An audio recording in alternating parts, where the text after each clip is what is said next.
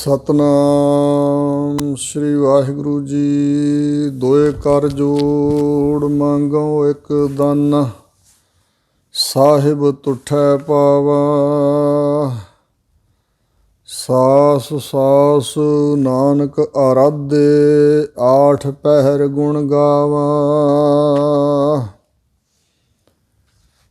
ਤੂੰ ਬੇਅੰਤ ਕੋ ਵਿਰਲਾ ਜਾਣੈ, ਗੁਰ ਪ੍ਰਸਾਦ ਕੋ ਸ਼ਬਦ ਪਛਾਣੈ। ਸੇਵਕ ਕੀ ਅਰਦਾਸ ਪਿਆਰੇ, ਜਪ ਜੀਵਾ ਪ੍ਰਭ ਚਰਨ ਤੁਮਾਰੇ। ਸਤਨਾਮ ਸ੍ਰੀ ਵਾਹਿਗੁਰੂ ਜੀ। ਮਾਝ ਮਹੱਲਾ ਤੀਜਾ। ਅੰਮ੍ਰਿਤ ਨਾਮ ਮਨ ਵਸਾਏ, ਹਉ ਮੈਂ ਮੇਰਾ ਸਭ ਦੁੱਖ ਗਵਾਏ। ਅੰਮ੍ਰਿਤ ਨਾਮ ਮਨ ਵਸਾਏ। ਵਾਹਿਗੁਰੂ ਜੀ ਕਾ ਖਾਲਸਾ, ਵਾਹਿਗੁਰੂ ਜੀ ਕੀ ਫਤਿਹ। ਸਤਿਗੁਰਾਂ ਦੀ ਸਾਜੀ ਨਵਾਜੀ ਗੁਰੂ ਰੂਪ ਖਾਲਸਾ ਸਾਧ ਸੰਗਤ ਜੀਓ, ਹਜ਼ੂਰ ਦੀ ਬਖਸ਼ਿਸ਼ ਨਾਲ ਜੋ ਹਜ਼ੂਰ ਦੀ ਪਾਵਨ ਪਵਿੱਤਰ ਅੰਮ੍ਰਿਤਮਈ ਬਾਣੀ ਦੀ ਲੜੀਵਾਰ ਵਿਚਾਰ ਆਰੰਭ ਹੈ। ਮਾਝ ਰਾਗ ਵਿੱਚ ਤੀਜੇ ਪਾਤਸ਼ਾਹ ਸਤਿਗੁਰੂ ਅਮਰਦਾਸ ਮਹਾਰਾਜ ਜੀ ਦੀਆਂ ਉਚਾਰਨ ਕੀਤੀਆਂ ਹੋਈਆਂ ਅਸ਼ਟਪਦੀਆਂ ਦੀ ਵਿਚਾਰ ਚੱਲ ਰਹੀ ਹੈ। ਸਤਿਗੁਰਾਂ ਦੇ ਪਾਵਨ ਪਵਿੱਤਰ 118 ਅੰਗ ਤੱਕ ਇਹ ਕਥਾ ਪੁੱਜੀ ਹੋਈ ਹੈ। ਮਾਝ ਰਾਗ ਵਿੱਚ ਪਹਿਲੇ ਪਾਤਸ਼ਾਹ ਦੀ ਇੱਕ ਅਸ਼ਟਪਦੀ ਅਤੇ ਤੀਜੇ ਪਾਤਸ਼ਾਹ ਦੀਆਂ 14 ਅਸ਼ਟਪਦੀਆਂ, ਕੁੱਲ 15 ਅਸ਼ਟਪਦੀਆਂ ਦੀ ਵਿਚਾਰ ਪਹਿਲਾਂ ਹੋ ਚੁੱਕੀ ਹੈ। ਉਸ ਤੋਂ ਅੱਗੇ ਸਤਿਗੁਰੂ ਅਮਰਦਾਸ ਮਹਾਰਾਜ ਮਾਝ ਰਾਗ ਵਿੱਚ ਸਾਨੂੰ ਉਪਦੇਸ਼ ਦੇ ਰਹੇ ਨੇ। ਅੰਮ੍ਰਿਤ ਨਾਮ ਮਨ ਵਸਾਏ। ਜੋ ਮਨੁੱਖ ਵਾਹਿਗੁਰੂ ਦੇ ਅੰਮ੍ਰਿਤ ਨਾਮ ਨੂੰ, ਜਿਹੜਾ ਨਾਮ ਆਤਮਿਕ ਜੀਵਨ ਦੇਣ ਵਾਲਾ ਨਾਮ ਹੈ, ਐਸੇ ਨਾਮ ਨੂੰ ਆਪਣੇ ਮਨ ਅੰਦਰ ਮੰਨ ਲੈਂਦਾ ਹੈ ਅਤੇ ਮੰਨਣ ਤੋਂ ਬਾਅਦ ਫਿਰ ਹਿਰਦੇ 'ਚ ਵਸਾ ਲੈਂਦਾ, ਮਨ ਦੇ ਅੰਦਰ ਵਸਾ ਲੈਂਦਾ ਹੈ। ਹਉ ਮੈਂ ਮੇਰਾ ਸਭ ਦੁੱਖ ਗਵਾਏ। ਉਹ ਆਪਣੇ ਅੰਦਰੋਂ ਹੰਗਤਾ ਨੂੰ ਦੂਰ ਕਰ ਲੈਂਦਾ ਹੈ, ਕਿਉਂਕਿ ਹਉ ਮੈਂ ਨਾਵੈ ਨਾਲ ਵਿਰੋਧ ਹੈ, ਦੋਏ ਨਾ ਵਸੈ ਇਕ ਠਾਏ। ਵਿੱਚ ਹਉਮੈ ਸੇਵਾ ਥਾਇ ਨਾ ਪਵਈ, ਤਾਂ ਮੈਨ ਬਿਰਥਾ ਜਾਏ। ਹਉਮੈ ਦਾ ਅਤੇ ਨਾਮ ਦਾ ਆਪਸ ਵਿੱਚ ਵਿਰੋਧ ਹੈ। ਜਿੱਥੇ ਹੰਗਤਾ ਘਰ ਕਰਕੇ ਬੈਠੀ ਹੈ, ਉੱਥੇ ਨਾਮ ਨਹੀਂ ਵਸਦਾ। ਅਤੇ ਕੋਈ ਮਿਹਨਤ ਕਰਕੇ ਇਸ ਕਰੜਾਈ ਨੂੰ ਦੂਰ ਕਰ ਲਏ, ਕਠਿਨਾਈ ਨੂੰ, ਜੋ ਵਿੱਚ ਕੜ ਹੈ ਬੜਾ ਜ਼ਬਰਦਸਤ, ਜਿਵੇਂ ਬੋਰ ਕਰਨ ਲੱਗਿਆਂ ਥੱਲੇ ਧਰਤੀ ਦੇ ਕੜ ਆ ਜਾਂਦਾ ਅਤੇ ਉਹ ਤੋੜ ਕੇ ਫਿਰ ਹੀ ਕਿਤੇ ਥੱਲਿਓਂ ਪਾਣੀ ਨਿਕਲਦਾ। ਇਸੇ ਤਰ੍ਹਾਂ ਇਹ ਜਿਹੜਾ ਹੰਗਤਾ ਦਾ ਕੜ ਹੈ, ਫਿਰ ਨਾਮ ਅਭਿਆਸ ਦੁਆਰਾ ਗੁਰੂ ਦੀ ਬਖਸ਼ਿਸ਼ ਨਾਲ ਟੁੱਟਦਾ। ਅਤੇ ਜਿੱਥੇ ਮਨ ਵਿੱਚ ਨਾਮ ਵਸ ਜਾਏ, ਫਿਰ ਉੱਥੇ ਹਉਮੈ ਨਹੀਂ ਰਹਿੰਦੀ। ਇਸ ਤਰ੍ਹਾਂ ਜਿਹੜਾ ਗੁਰੂ ਦੀ ਬਖਸ਼ਿਸ਼ ਨਾਲ ਅੰਮ੍ਰਿਤ ਨਾਮ ਨੂੰ ਆਪਣੇ ਮਨ 'ਚ ਮੰਨ ਕੇ ਕਿ ਇਹੋ ਹੀ ਸ਼੍ਰੋਮਣੀ ਦਾਤ ਹੈ, ਨਾਮ ਤੋਂ ਉੱਚਾ ਹੋਰ ਕੁਛ ਨਹੀਂ, ਇੰਝ ਫਿਰ ਜਾਣ ਕੇ ਮਨ 'ਚ ਵਸਾ ਲੈਂਦਾ ਹੈ, ਉਹ ਆਪਣੀ ਹਉਮੈ ਨੂੰ ਦੂਰ ਕਰ ਲੈਂਦਾ ਹੈ। ਅਤੇ ਮੇਰਾ, ਆਹ ਚੀਜ਼ ਮੇਰੀ, ਇਹ ਸਰੀਰ ਮੇਰਾ, ਇਹ ਪਦਾਰਥ ਮੇਰਾ, ਇਹ ਆਪਣਾ, ਇਹ ਆਪਣਾ, ਇਹ ਮੇਰਾ, ਮਮਤਾ ਜਾਨੀ ਪਕੜ ਜਕੜ, ਸਭ ਦੁੱਖ ਗਵਾਏ। ਇਹ ਹਉਮੈ ਅਤੇ ਮੇਰਾ ਹੀ ਵੱਡੇ ਦੁੱਖ ਨੇ। ਇਹ ਸਾਰੇ ਆਪਣੇ ਇਸ ਦੁੱਖ ਨੂੰ, ਉਹ ਸਾਰਾ ਆਪਣਾ ਦੁੱਖ ਗਵਾ ਲੈਂਦਾ ਹੈ। ਹਉਮੈ ਦਾ ਅਤੇ ਮੇਰ ਦਾ, ਮਮਤਾ ਦਾ, ਆਪਣੱਤ ਦਾ ਦੁੱਖ ਗਵਾ ਲੈਂਦਾ ਹੈ। ਅੰਮ੍ਰਿਤ ਬਾਣੀ ਸਦਾ ਸਲਾਹੇ। ਵਾਹਿਗੁਰੂ ਪਰਮਾਤਮਾ ਦੀ ਸਿਫਤ ਸਲਾਹ ਵਾਲੀ, ਸਤਿਗੁਰਾਂ ਦੇ ਮੁਖਾਰਬਿੰਦ ਤੋਂ ਉਚਾਰੀ ਹੋਈ ਆਤਮਿਕ ਜੀਵਨ ਦੇਣ ਵਾਲੀ ਬਾਣੀ ਨੂੰ ਸਦਾ ਵਾਸਤੇ ਉਹ ਸਲਾਹੁੰਦਾ ਹੈ। ਅੰਮ੍ਰਿਤ ਅੰਮ੍ਰਿਤ ਪਾਵਣਿਆ। ਅਤੇ ਨਾਮ ਅੰਮ੍ਰਿਤ ਦੁਆਰਾ ਉਹ ਮ੍ਰਿਤੂ ਤੋਂ ਰਹਿਤ ਅਵਸਥਾ ਪ੍ਰਾਪਤ ਕਰ ਲੈਂਦਾ ਹੈ। ਉੱਥੇ ਤਹਿ ਮਰਨ ਨ ਜੀਵਨ ਸੋਗ ਨਾ ਹਰਖਾ, ਸਾਚ ਨਾਮ ਕੀ ਅੰਮ੍ਰਿਤ ਵਰਖਾ। ਇਸ ਅਵਸਥਾ ਨੂੰ ਉਹ ਪ੍ਰਾਪਤ ਕਰ ਲੈਂਦਾ ਹੈ, ਸਦਾ ਵਾਸਤੇ ਅਮਰ ਪਦਵੀ ਪ੍ਰਾਪਤ ਕਰ ਲੈਂਦਾ ਹੈ। ਹਉ ਵਾਰੀ ਜੀਉ ਵਾਰੀ ਅੰਮ੍ਰਿਤ ਬਾਣੀ ਮਨ ਵਸਾਵਣਿਆ। ਮੈਂ ਸਦਕੇ ਜਾਵਾਂ ਜੀ ਆਪਣੀ ਜਿੰਦ ਵਾਰਦਿਆਂ ਕੁਰਬਾਨ ਕਰਦਿਆਂ ਉਹਨਾਂ ਤੋਂ ਜੋ ਅੰਮ੍ਰਿਤ ਬਾਣੀ, ਸਾਚੀ ਬਾਣੀ ਮਿੱਠੀ ਅੰਮ੍ਰਿਤ ਧਾਰ ਜਿਨ ਪੀਤੀ ਤਿਸ ਮੋਖ ਦੁਆਰ। ਜਿਹੜੇ ਇਸ ਆਤਮਿਕ ਜੀਵਨ ਦੇਣ ਵਾਲੀ ਬਾਣੀ ਨੂੰ, ਸਤਿਗੁਰਾਂ ਦੀ ਬਾਣੀ ਨੂੰ, ਪਰਮੇਸ਼ਰ ਦੀ ਸਿਫਤ ਸਲਾਹ ਵਾਲੀ ਬਾਣੀ ਨੂੰ ਮਨ 'ਚ ਮੰਨ ਕੇ ਵਸਾ ਲੈਂਦੇ ਹਨ। ਅੰਮ੍ਰਿਤ ਬਾਣੀ ਮਨ ਵਸਾਏ ਅੰਮ੍ਰਿਤ ਨਾਮ ਧਿਆਵਣਿਆ। ਹਾਂਜੀ, ਅੰਮ੍ਰਿਤ ਬਾਣੀ ਨੂੰ ਮਨ 'ਚ ਵਸਾ ਲਿਆ ਜਿਨ੍ਹਾਂ ਨੇ, ਅਤੇ ਵਾਹਿਗੁਰੂ ਦੇ ਅੰਮ੍ਰਿਤ ਸਰੀਖੇ ਨਾਮ ਨੂੰ ਬਾਣੀ ਦੁਆਰਾ ਧਿਆਉਂਦੇ ਰਹਿੰਦੇ ਹਨ। ਭਾਵ ਸੁਰਤ ਜਿਹੜੀ ਹੈ ਉਹ ਵਾਹਿਗੁਰੂ ਦੇ ਨਾਮ ਵਿੱਚ ਜਿਨ੍ਹਾਂ ਦੀ ਪਰੋਤੀ ਰਹਿੰਦੀ ਹੈ। ਰਹਾਓ, ਅੰਮ੍ਰਿਤ ਬੋਲੇ ਸਦਾ ਮੁਖ ਵੈਣੀ। ਵੈਣੀ ਦਾ ਅਰਥ ਹੈ ਬਚਨ। ਉਹ ਜਿਹੜੇ ਮੁਖ ਤੋਂ ਬਚਨ ਬੋਲਦਾ ਹੈ, ਐਸਾ ਵਿਅਕਤੀ ਉਹ ਅੰਮ੍ਰਿਤ ਵਰਗੇ ਬਚਨ ਨੇ, ਉਹ ਅੰਮ੍ਰਿਤ ਹੀ ਬੋਲਦਾ ਹੈ। ਐਸਾ ਉਸ ਦੇ ਮੁਖ ਤੋਂ ਬਚਨ ਨਿਕਲਦਾ ਹੈ ਜੋ ਆਤਮਿਕ ਮੌਤ ਨੂੰ ਮਾਰਨ ਵਾਲਾ, ਆਤਮਿਕ ਜੀਵਨ ਦੇਣ ਵਾਲਾ। ਅੰਮ੍ਰਿਤ ਬੋਲੇ ਸਦਾ ਮੁਖ ਵੈਣੀ, ਅੰਮ੍ਰਿਤ ਵੇਖੈ ਪਰਖੈ ਸਦਾ ਨੈਣੀ।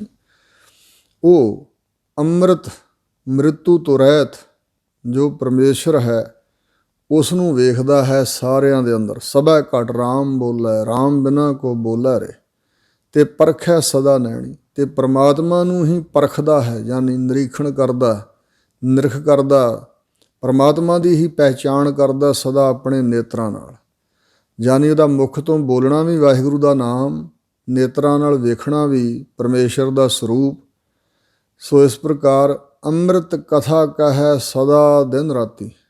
ਉਹ ਵਾਹਿਗੁਰੂ ਦੇ ਗੁਣ ਗਾਉਣ, ਇਹ ਕਥਾ ਕਰਨੀ। ਅੰਮ੍ਰਿਤ ਕਥਾ ਆਤਮਿਕ ਜੀਵਨ ਦੇਣ ਵਾਲੀ ਵਾਹਿਗੁਰੂ ਜੀ ਦੀ ਅਮਰ ਕਥਾ ਨੂੰ ਸਦਾ ਵਾਸਤੇ ਉਚਾਰਨ ਕਰਦਾ ਹੈ ਦਿਨ ਰਾਤ। ਅਵਰਾ ਆਖ ਸੁਣਾਵਣਿਆ, ਹੋਰਨਾਂ ਨੂੰ ਵੀ ਮੁਖ ਤੋਂ ਬੋਲ ਕੇ ਸੁਣਾਉਂਦਾ ਹੈ। ਅੰਮ੍ਰਿਤ ਰੰਗ ਰਤਾ ਲਿਵ ਲਾਏ। ਅੰਮ੍ਰਿਤ, ਅਮਰ ਜੋ ਪਰਮਾਤਮਾ ਹੈ ਜਿਸ ਦੀ ਮੌਤ ਕਦੇ ਨਹੀਂ, ਉਸ ਦੇ ਨਾਮ ਅੰਮ੍ਰਿਤ ਦੇ ਰੰਗ ਵਿੱਚ ਰਤਿਆ ਹੋਇਆ। ਰੰਗ ਆਨੰਦ ਅਤੇ ਰੰਗ ਪ੍ਰੇਮ। ਲਿਵ ਲਾਏ, ਆਪਣੀ ਸੁਰਤ ਨੂੰ, ਆਪਣੀ ਬਿਰਤੀ ਨੂੰ ਵਾਹਿਗੁਰੂ ਵਾਲੀ ਲਾ ਰੱਖਦਾ ਹੈ, ਉਸ ਦੇ ਰੰਗ ਵਿੱਚ ਰੰਗਿਆ ਹੋਇਆ। ਅੰਮ੍ਰਿਤ ਗੁਰ ਪ੍ਰਸਾਦੀ ਪਾਏ, ਅਤੇ ਗੁਰਾਂ ਦੀ ਪ੍ਰਸਾਦ ਕਿਰਪਾ ਨਾਲ ਉਹ ਆਤਮਿਕ ਜੀਵਨ ਪ੍ਰਾਪਤ ਕਰ ਲੈਂਦਾ। ਅੰਮ੍ਰਿਤ ਰਸਨਾ ਬੋਲੇ ਦਿਨ ਰਾਤੀ, ਉਸ ਦੀ ਰਸਨਾ ਜੋ ਜੀਭਾ ਹੈ, ਜ਼ਬਾਨ ਹੈ, ਉਹ ਦਿਨ ਰਾਤ ਅੰਮ੍ਰਿਤ ਹੀ ਬੋਲਦੀ ਹੈ। ਅੰਮ੍ਰਿਤ ਪਰਮੇਸ਼ਰ ਦਾ ਨਾਮ, ਅੰਮ੍ਰਿਤ ਨਾਮ ਪਰਮੇਸ਼ਰ ਤੇਰਾ ਜੋ ਸਿਮਰੈ ਸੋ ਜੀਵੈ। ਮਨ ਤਨ ਅੰਮ੍ਰਿਤ ਪੀਆਵਣਿਆ, ਉਹ ਆਪਣੇ ਮਨ ਨੂੰ ਵੀ ਅੰਮ੍ਰਿਤ ਪਿਆਉਂਦਾ, ਤਨ ਇੰਦਰੀਆਂ ਨੂੰ ਵੀ ਅੰਮ੍ਰਿਤ ਹੀ ਪਿਆਰਿਆ ਵਾਹਿਗੁਰੂ ਦੇ ਨਾਮ ਦਾ। ਸੋ ਕਿਛ ਕਰੈ ਜੋ ਚਿੱਤ ਨਾ ਹੋਈ। ਹਜ਼ੂਰ ਹੁਣ ਫਰਮਾ ਰਹੇ ਨੇ ਕਿ ਭਾਈ ਜਿਸ ਪਰਮੇਸ਼ਰ ਦਾ ਨਾਮ ਅੰਮ੍ਰਿਤ ਹੈ, ਉਹ ਵਾਹਿਗੁਰੂ ਉਹ ਕੁਛ ਕਰਦਾ ਹੈ ਜੋ ਸਾਡੇ ਜੀਆਂ ਦੇ ਚਿੱਤ ਵਿੱਚ ਚੇਤੇ ਹੀ ਨਹੀਂ ਹੁੰਦਾ। ਤਿਸ ਦਾ ਹੁਕਮ ਮੇਟ ਨਾ ਸਕੈ ਕੋਈ। ਅਤੇ ਤਿਸ ਪਰਮਾਤਮਾ ਦਾ ਜੋ ਅਮਰ ਹੈ, ਜੋ ਫਰਮਾਨ ਹੈ, ਉਸ ਦਾ ਜੋ ਹੁਕਮ ਵਰਤ ਰਿਹਾ ਸੰਸਾਰ 'ਚ, ਉਸ ਨੂੰ ਕੋਈ ਮੇਟ ਵੀ ਨਹੀਂ ਸਕਦਾ। ਜੋ ਵਾਹਿਗੁਰੂ ਕਰੇਗਾ ਉਹੀ ਵਰਤਾਰਾ ਵਰਤੇਗਾ। ਹੁਕਮੇ ਵਰਤੈ ਅੰਮ੍ਰਿਤ ਬਾਣੀ, ਵਾਹਿਗੁਰੂ ਦੇ ਹੁਕਮ ਦੇ ਅੰਦਰ ਹੀ ਜੀਆਂ ਦੇ ਅੰਦਰ, ਭਗਤਾਂ ਦੇ ਅੰਦਰ ਵਰਤਦੀ ਹੈ ਅੰਮ੍ਰਿਤਮਈ ਬਾਣੀ, ਅੰਮ੍ਰਿਤ ਸਰੂਪ ਬਾਣੀ। ਆਤਮਿਕ ਮੌਤ ਤੋਂ ਰਹਿਤ ਕਰਨ ਵਾਲੀ, ਸਿਫਤ ਸਲਾਹ ਵਾਲੀ ਬਾਣੀ ਵਰਤੈ ਮਤਲਬ ਵਸਦੀ ਹੈ। ਹੁਕਮੇ ਅੰਮ੍ਰਿਤ ਪੀਆਵਣਿਆ, ਹੁਕਮ ਦੁਆਰਾ ਹੀ ਪਰਮਾਤਮਾ ਇਸ ਅੰਮ੍ਰਿਤ ਨੂੰ ਪੀਆਉਂਦਾ ਹੈ। ਅਜਬ ਕੰਮ ਕਰਤੇ ਹਰ ਕੇਰੇ, ਹਰੀ ਪਰਮਾਤਮਾ ਕੇਰੇ ਕੇ ਦੇ। ਅਜਬ ਕੰਮ ਹਨ ਉਸ ਕਰਤੇ ਅਕਾਲ ਪੁਰਖ ਹਰੀ ਦੇ। ਅਜਬ ਮੈਨੇ ਬੜੇ ਅਲੌਕਿਕ, ਬੜੇ ਅਸਚਰਜ ਕੰਮ ਕੌਤਕ ਹਨ ਉਸ ਕਰਤੇ ਅਕਾਲ ਪੁਰਖ ਦੇ। ਇਹੋ ਮਨ ਭੂਲਾ ਜਾਂਦਾ ਫੇਰੇ, ਇਹ ਮਨ ਉਸ ਪਰਮਾਤਮਾ ਵੱਲੋਂ ਭੁੱਲਾ ਹੋਇਆ, ਪਰਮਾਤਮਾ ਨੂੰ ਜਿਸ ਮਨ ਨੇ ਭੁਲਾਇਆ ਹੋਇਆ, ਜਾਂਦਾ ਫਿਰੇ, ਜਾਂਦਾ ਹੈ ਜਨਮਾਂ ਜਨਮਾਂਤਰਾਂ ਦੇ ਫੇਰਿਆਂ ਵਿੱਚ। ਇਹੋ ਮਨ ਭੁੱਲਾ ਜਾਂਦਾ ਫੇਰੇ, ਪਰਮਾਤਮਾ ਅਕਾਲ ਪੁਰਖ ਇਸ ਨੂੰ ਭੁੱਲੇ ਹੋਏ ਮਨ ਨੂੰ, ਜਾਂਦੇ ਹੋਏ ਮਨ ਨੂੰ ਫੇਰ ਵੀ ਲੈਂਦਾ ਆਪਣੇ ਵੱਲ ਨੂੰ ਜੇ ਉਹ ਚਾਹਵੇ ਤਾਂ। ਅੰਮ੍ਰਿਤ ਬਾਣੀ ਸਿਉ ਚਿਤ ਲਾਏ, ਅੰਮ੍ਰਿਤ ਸ਼ਬਦ ਵਜਾਵਣਿਆ। ਜਿਹੜਾ ਪਰਮਾਤਮਾ ਦੀ ਸਿਫਤ ਸਲਾਹ ਵਾਲੀ, ਅਮਰ ਕਰ ਦੇਣ ਵਾਲੀ ਬਾਣੀ ਨਾਲ ਚਿੱਤ ਲਾ ਲੈਂਦਾ ਹੈ, ਅੰਮ੍ਰਿਤ ਸ਼ਬਦ ਵਜਾਵਣਿਆ, ਉਹ ਫਿਰ ਗੁਰੂ ਦੇ ਸ਼ਬਦ ਰਾਹੀਂ ਆਪਣੇ ਅੰਦਰ ਅੰਮ੍ਰਿਤ ਨਾਮ ਦਾ ਵਾਜਾ ਵਜਾ ਲੈਂਦਾ ਹੈ। ਖੋਟੇ ਖਰੇ ਤੁਧ ਆਪ ਉਪਾਏ। ਵਾਹਿਗੁਰੂ ਜੀ ਦੇ ਸਨਮੁਖ ਬਚਨ ਹੈ ਕਿ ਹੇ ਵਾਹਿਗੁਰੂ ਜੀ, ਕੁਝ ਜੀਵ ਖੋਟੇ ਹਨ, ਮੰਦਕਰਮੀ ਹਨ, ਕੁਝ ਖਰੇ ਹਨ, ਸੱਚ ਦੇ ਧਾਰਨੀ ਹਨ, ਸ਼ੁਭ ਕਰਮੀ ਹਨ। ਇਹ ਸਾਰੇ ਖੋਟੇ ਤੇ ਖਰੇ ਤੁਸਾਂ ਨੇ ਆਪ ਹੀ ਪੈਦਾ ਕੀਤੇ ਹੋਏ ਨੇ।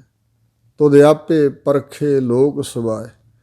ਤੁਸੀਂ ਆਪੇ ਖੁਦ ਹੀ ਪਾਰਖੂ ਨਜ਼ਰ ਨਾਲ ਪਰਖਦੇ ਵੀ ਉਹ ਸਾਰੇ ਲੋਕਾਂ ਨੂੰ ਕਿ ਕਿਹੜਾ ਖਰਾ ਹੈ, ਕਿਹੜਾ ਖੋਟਾ ਹੈ। ਖਰੇ ਪਰਖ ਖਜ਼ਾਨਾ ਪਾਈਨ, ਖੋਟਿਆਂ ਨਾ ਹੀ ਥਾਂ। ਸੋ ਇਸ ਪ੍ਰਕਾਰ ਪਰਖਦੇ ਵੀ ਤੁਸੀਂ ਆਪ ਹੀ ਹੋ, ਪੈਦਾ ਵੀ ਤੁਸੀਂ ਆਪ ਹੀ ਕੀਤੇ ਹੋਏ ਨੇ। ਖਰੇ ਪਰਖ ਖਜ਼ਾਨਾ ਪਾਏ ਹੈ, ਖੋਟੇ ਭਰਮ ਭੁਲਾਵਣਿਆ। ਜੋ ਤੁਹਾਡੀ ਪਰਖ ਵਿੱਚ ਖਰੇ ਉਤਰਦੇ ਨੇ, ਸਹੀ ਉਤਰਦੇ ਨੇ, ਉਹਨਾਂ ਨੂੰ ਮਹਾਰਾਜ ਤੁਸੀਂ ਆਪਣੇ ਖਜ਼ਾਨੇ 'ਚ ਪਾ ਲੈਂਦੇ ਹੋ। ਸੋ ਇਸ ਪ੍ਰਕਾਰ ਖਜ਼ਾਨਾ ਮਤਲਬ ਦਰ 'ਤੇ ਪ੍ਰਵਾਨ ਕਰ ਲੈਂਦੇ ਹੋ। ਖੋਟੇ ਭਰਮ ਭੁਲਾਵਣਿਆ। ਅਤੇ ਜਿਹੜੇ ਖੋਟੇ ਜੀਵ ਨੇ ਉਹ ਭਰਮ 'ਚ ਪਏ ਹੋਏ ਭੁੱਲ ਜਾਂਦੇ ਹਨ ਤੁਹਾਨੂੰ। ਖੋਟਿਆਂ ਨੂੰ ਤੁਸੀਂ ਭਰਮ ਵਿੱਚ ਪਾ ਕੇ, ਭਟਕਣਾ 'ਚ ਪਾ ਕੇ ਕੁਰਾਹੇ ਪਾ ਦਿੰਦੇ ਹੋ।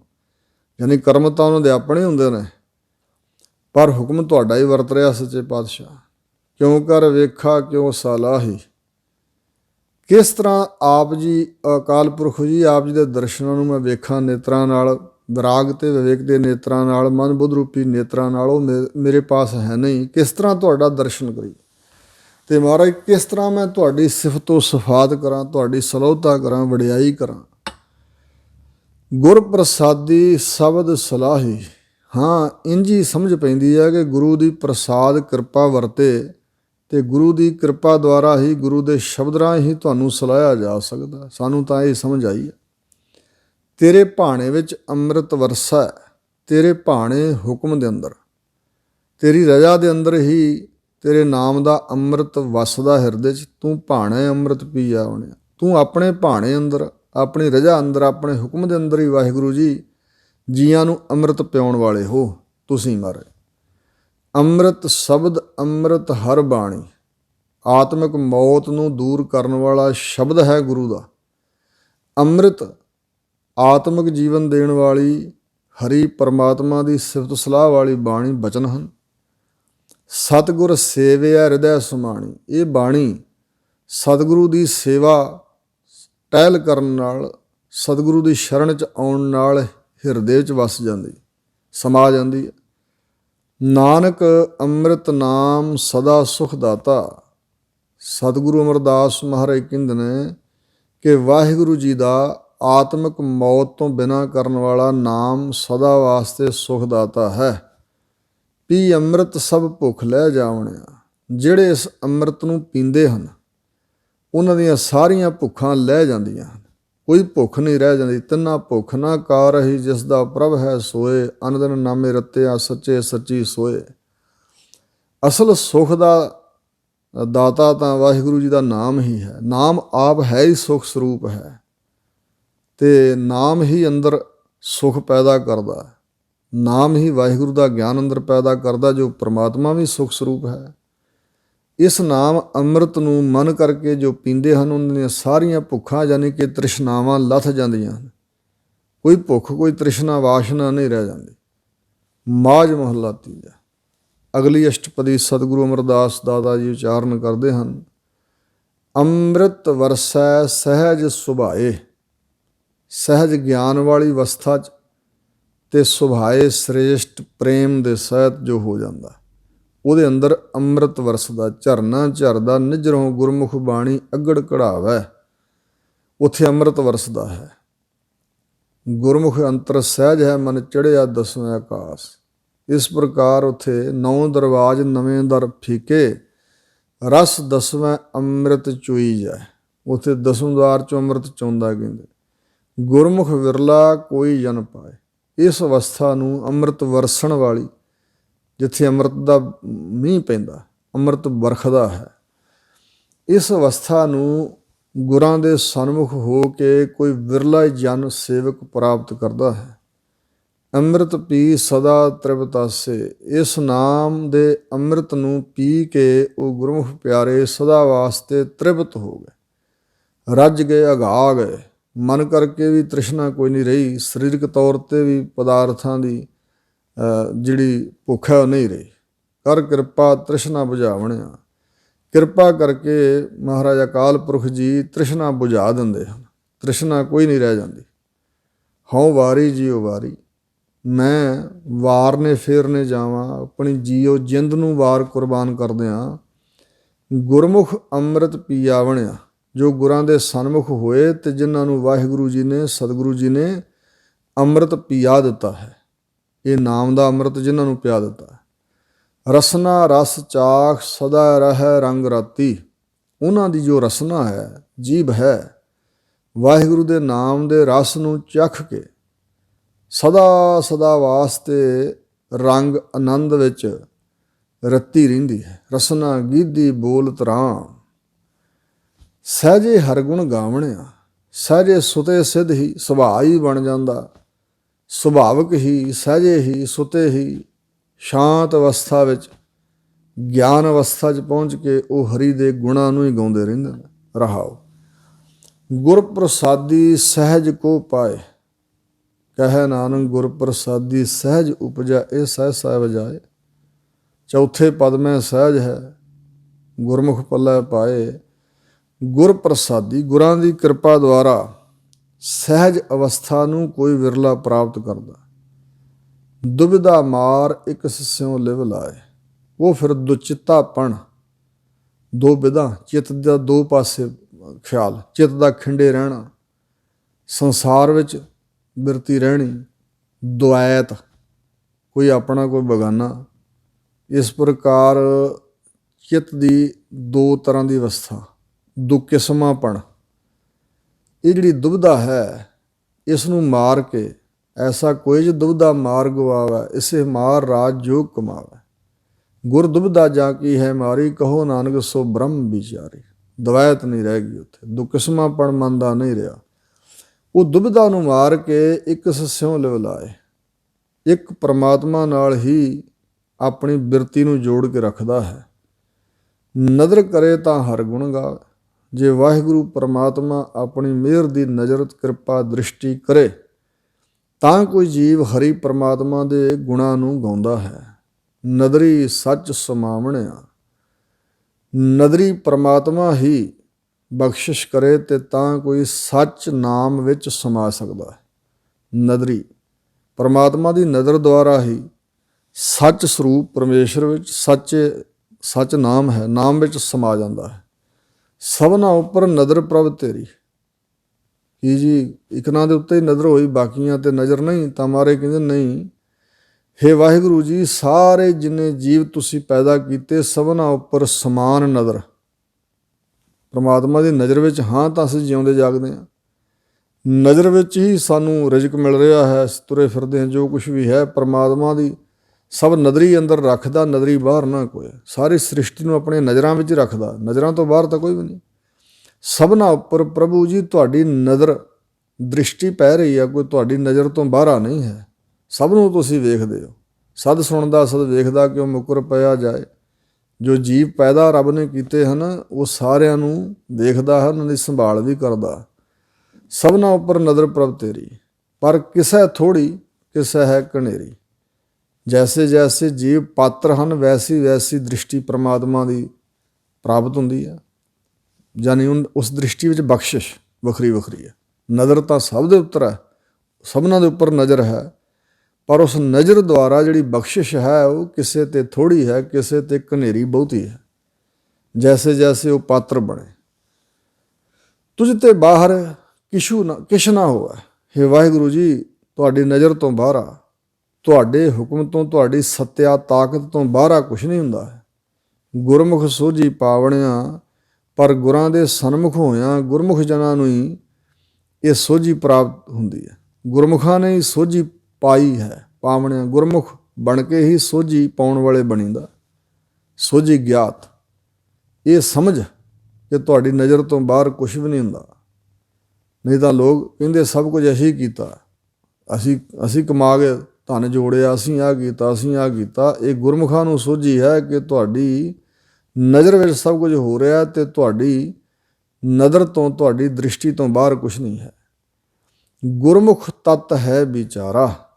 ਜੋ ਗੁਰਾਂ ਦੇ ਸਨਮੁਖ ਜੀਵ ਹੈ ਉਸ ਗੁਰਮੁਖ ਨੇ ਤਤ ਨੂੰ ਵਿਚਾਰਿਆ। ਤਤ ਹੈ ਸਾਰੀ ਸ੍ਰਿਸ਼ਟੀ ਅੰਦਰ ਮਨੁੱਖਾ ਜੀਵਨ ਵਿੱਚ ਕਮਾਉਣ ਵਾਲੀ ਚੀਜ਼, ਤਤ ਵਾਹਿਗੁਰੂ ਦਾ ਨਾਮ। ਸਾਰੀ ਕੁਦਰਤ ਦਾ, ਸਾਰੇ ਗਿਆਨ ਧਿਆਨ ਦਾ ਤਤ ਨਿਚੋੜ ਹੈ ਵਾਹਿਗੁਰੂ ਜੀ ਦਾ ਨਾਮ, ਵਾਹਿਗੁਰੂ ਦਾ ਗਿਆਨ, ਵਾਹਿਗੁਰੂ ਦਾ ਸਰੂਪ। ਤਤ ਤਾਂ ਵਾਹਿਗੁਰੂ ਹੈ। ਅੰਮ੍ਰਿਤ ਭਰੇ ਤੇਰੇ ਭੰਡਾਰਾ। ਹੇ ਵਾਹਿਗੁਰੂ ਜੀ, ਨਾਮ ਅੰਮ੍ਰਿਤ ਨਾਲ ਤੁਹਾਡੇ ਕੋਲ ਭੰਡਾਰ ਭਰੇ ਹੋਏ ਨੇ। ਪਰ ਬਿਨ ਸਤਿਗੁਰ ਸੇਵੇ ਕੋਈ ਨਾ ਪਾਵੈ। ਬਿਨਾਂ ਸੱਚੇ ਗੁਰਾਂ ਦੀ ਟਹਿਲ ਸੇਵਾ ਕਮਾਉਣ ਤੋਂ ਕੋਈ ਵੀ ਤੁਹਾਡੇ ਤੋਂ ਇਹ ਅੰਮ੍ਰਿਤ ਨਾਮ ਤੁਹਾਡੇ ਭੰਡਾਰੇ 'ਚੋਂ ਪ੍ਰਾਪਤ ਨਹੀਂ ਕਰ ਸਕਦਾ। ਗੁਰ ਕਿਰਪਾ ਤੇ ਪਾਵਣਿਆ। ਗੁਰੂ ਦੀ ਕਿਰਪਾ ਦੁਆਰਾ ਹੀ ਪਾਉਣ ਵਾਲੇ ਬਣਦੇ ਹਨ। ਜਿਹੜੇ ਵੀ ਬਣਦੇ ਨੇ ਗੁਰੂ ਦੀ ਕਿਰਪਾ ਦੁਆਰਾ ਹੀ ਪਾਇਆ ਜਾਂਦਾ। ਸਤਿਗੁਰ ਸੇਵੈ ਸੋ ਜਨ ਸੋ ਹੈ। ਜੋ ਸਤਿਗੁਰੂ ਨੂੰ ਸੇਵਦਾ ਹੈ, ਸ਼ਰਨ ਪੈਂਦਾ ਹੈ, ਟਹਿਲ ਕਰਦਾ ਹੈ, ਸਤਿਗੁਰੂ ਦੀ ਦੱਸੀ ਸੇਵਾ ਭਗਤੀ ਕਰਦਾ ਹੈ, ਸੋ ਜਨ ਸੋ ਹੈ। ਉਹ ਜਨ ਭਗਤ ਸੋਭਾ ਪਾਉਂਦਾ ਦੋਵਾਂ ਜਹਾਨਾਂ ਵਿੱਚ। ਅੰਮ੍ਰਿਤ ਨਾਮ ਅੰਤਰ ਮਨ ਮੋਹ ਹੈ। ਅੰਦਰੋਂ ਉਹਦਾ ਜੋ ਮਨ ਹੈ ਵਾਹਿਗੁਰੂ ਦੇ ਅੰਮ੍ਰਿਤ ਸਰੀਖੇ ਨਾਮ ਵਿੱਚ ਹੀ ਮੋਹਿਆ ਹੋਇਆ ਹੈ, ਤਦਾਕਾਰ ਹੋਇਆ ਹੋਇਆ। ਬਾਹਰੋਂ ਹਉਮੈ ਕਹਿ ਕਹਾਏ, ਅੰਦਰੋਂ ਮੁਕਤ ਲੇਪ ਕਦੇ ਨਾ ਲਾਏ। ਭਾਵੇਂ ਥੋੜ੍ਹਾ ਬਹੁਤ ਸੰਸਾਰ ਦੇ ਲੋਕਾਂ ਨਾਲ ਗੱਲਬਾਤ ਵੀ ਕਰਦੇ ਨੇ, ਵਿਹਾਰ ਵੀ ਕਰਦੇ ਹੋਣ, ਪਰ ਅੰਦਰੋਂ ਮਨ, ਜਿਵੇਂ ਬਚਨ ਹੈ, ਸਾਚ ਨਾਮ ਮੇਰਾ ਮਨ ਲਾਗਾ, ਲੋਗਨ ਸਿਉ ਮੇਰਾ ਠਾਠਾ ਬਾਗਾ। ਲੋਕਾਂ ਨਾਲ, ਦੁਨੀਆ ਨਾਲ ਠਾਠਾ ਬਾਗਾ ਹੀ ਹੈ। ਉੱਪਰੋਂ ਵਿਹਾਰ ਆ ਜਾਣੇ, ਉਤਲੇ ਮਨੋਂ।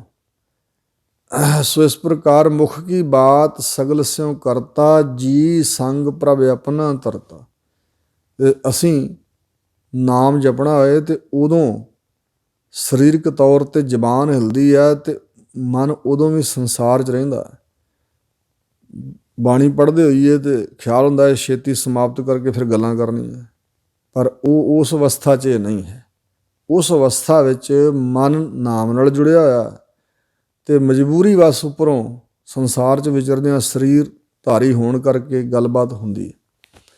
ਸੋ ਇਸ ਪ੍ਰਕਾਰ ਹਜ਼ੂਰ ਕਹਿੰਦੇ ਨੇ ਅੰਦਰੋਂ ਉਹਦਾ ਮਨ ਮੋਹਿਆ ਹੋਇਆ ਹੈ ਵਾਹਿਗੁਰੂ ਦੇ ਅੰਮ੍ਰਿਤ ਸਰੀਖੇ ਨਾਮ ਵਿੱਚ। ਅੰਮ੍ਰਿਤ ਮਨ ਤਨ ਬਾਣੀ ਰਤਾ। ਮਨ ਤੇ ਤਨ ਅੰਮ੍ਰਿਤ ਜੋ ਪਰਮੇਸ਼ਰ ਹੈ, ਅੰਮ੍ਰਿਤ ਜੋ ਬਾਣੀ ਹੈ ਗੁਰਾਂ ਦੀ, ਇਸ ਬਾਣੀ ਵਿੱਚ ਮਨ ਵੀ ਅਤੇ ਤਨ ਵੀ, ਇੰਦਰੇ ਵੀ ਰਤੇ ਹੋਏ ਨੇ, ਰੰਗੇ ਹੋਏ ਨੇ।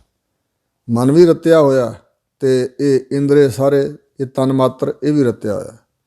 ਅੰਮ੍ਰਿਤ ਸਹਿਜ ਸੁਣਾਵਣਿਆ। ਅਤੇ ਸਹਿਜ ਅਵਸਥਾ ਵਿੱਚ, ਗਿਆਨ ਵਾਲੀ ਅਵਸਥਾ ਵਿੱਚ ਉਹ ਅੰਮ੍ਰਿਤ ਨਾਮ ਨੂੰ ਆਪਣੇ ਕੰਨਾਂ ਦੁਆਰਾ ਸੁਣਦੇ ਹਨ, ਹੋਰਨਾਂ ਨੂੰ ਸੁਣਾਉਂਦੇ ਵੀ ਨੇ।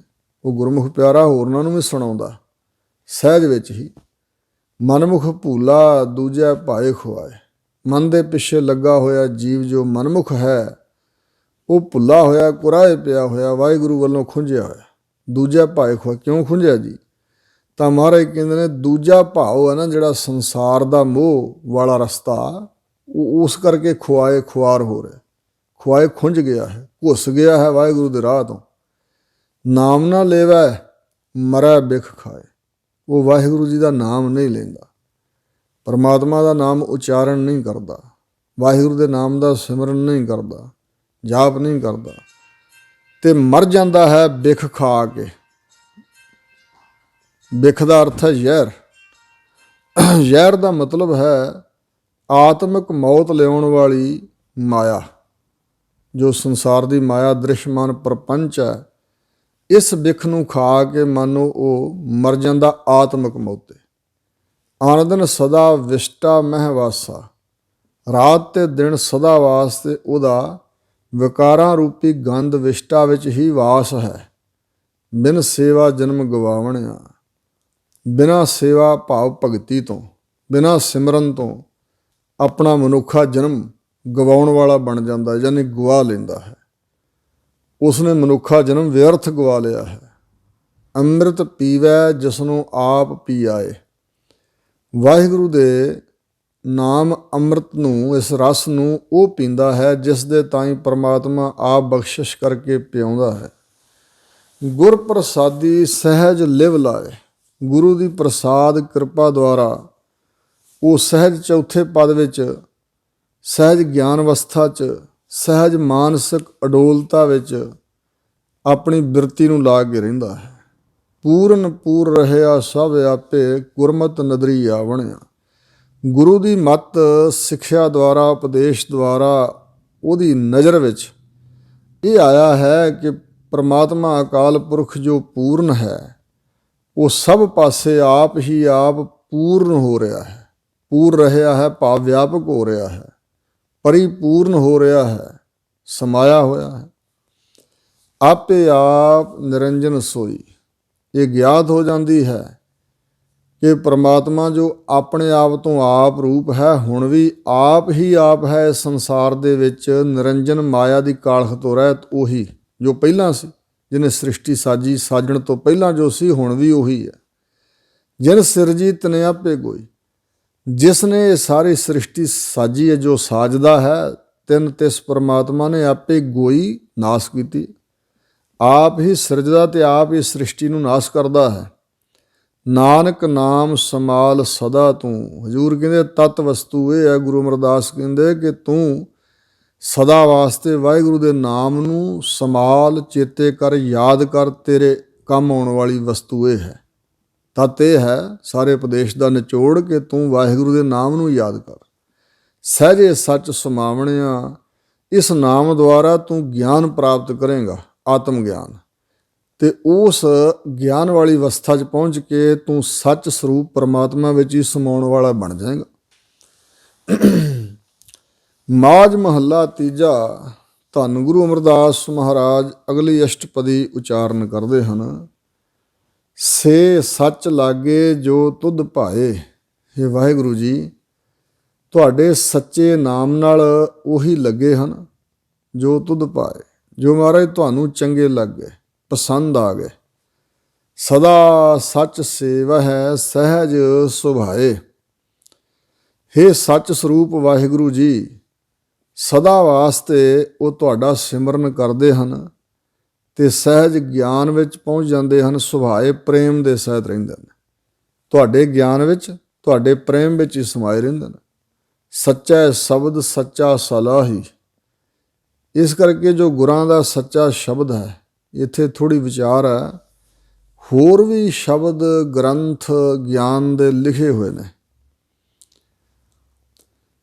ਮੁਆਫ ਕਰਨਾ, ਗੁਸਤਾਖੀ ਮਾਫ, ਜਿਵੇਂ ਬਾਈਬਲ ਜਾਂ ਕੁਰਾਨ ਸ਼ਰੀਫ ਹੈ, ਇਹ ਉਹਨਾਂ ਪੈਗੰਬਰਾਂ ਦੀ ਮੁੱਖ ਵਾਕ ਬਾਣੀ ਨਹੀਂ। ਬਾਈਬਲ ਈਸਾ ਜੀ ਤੋਂ ਬਹੁਤ ਸਮਾਂ ਬਾਅਦ ਲਿਖੀ ਗਈ। ਕੁਰਾਨ ਸ਼ਰੀਫ ਪੈਗੰਬਰ ਮੁਹੰਮਦ ਸਾਹਿਬ ਤੋਂ ਬਹੁਤ ਸਮਾਂ ਮਗਰੋਂ ਲਿਖੀ ਗਈ।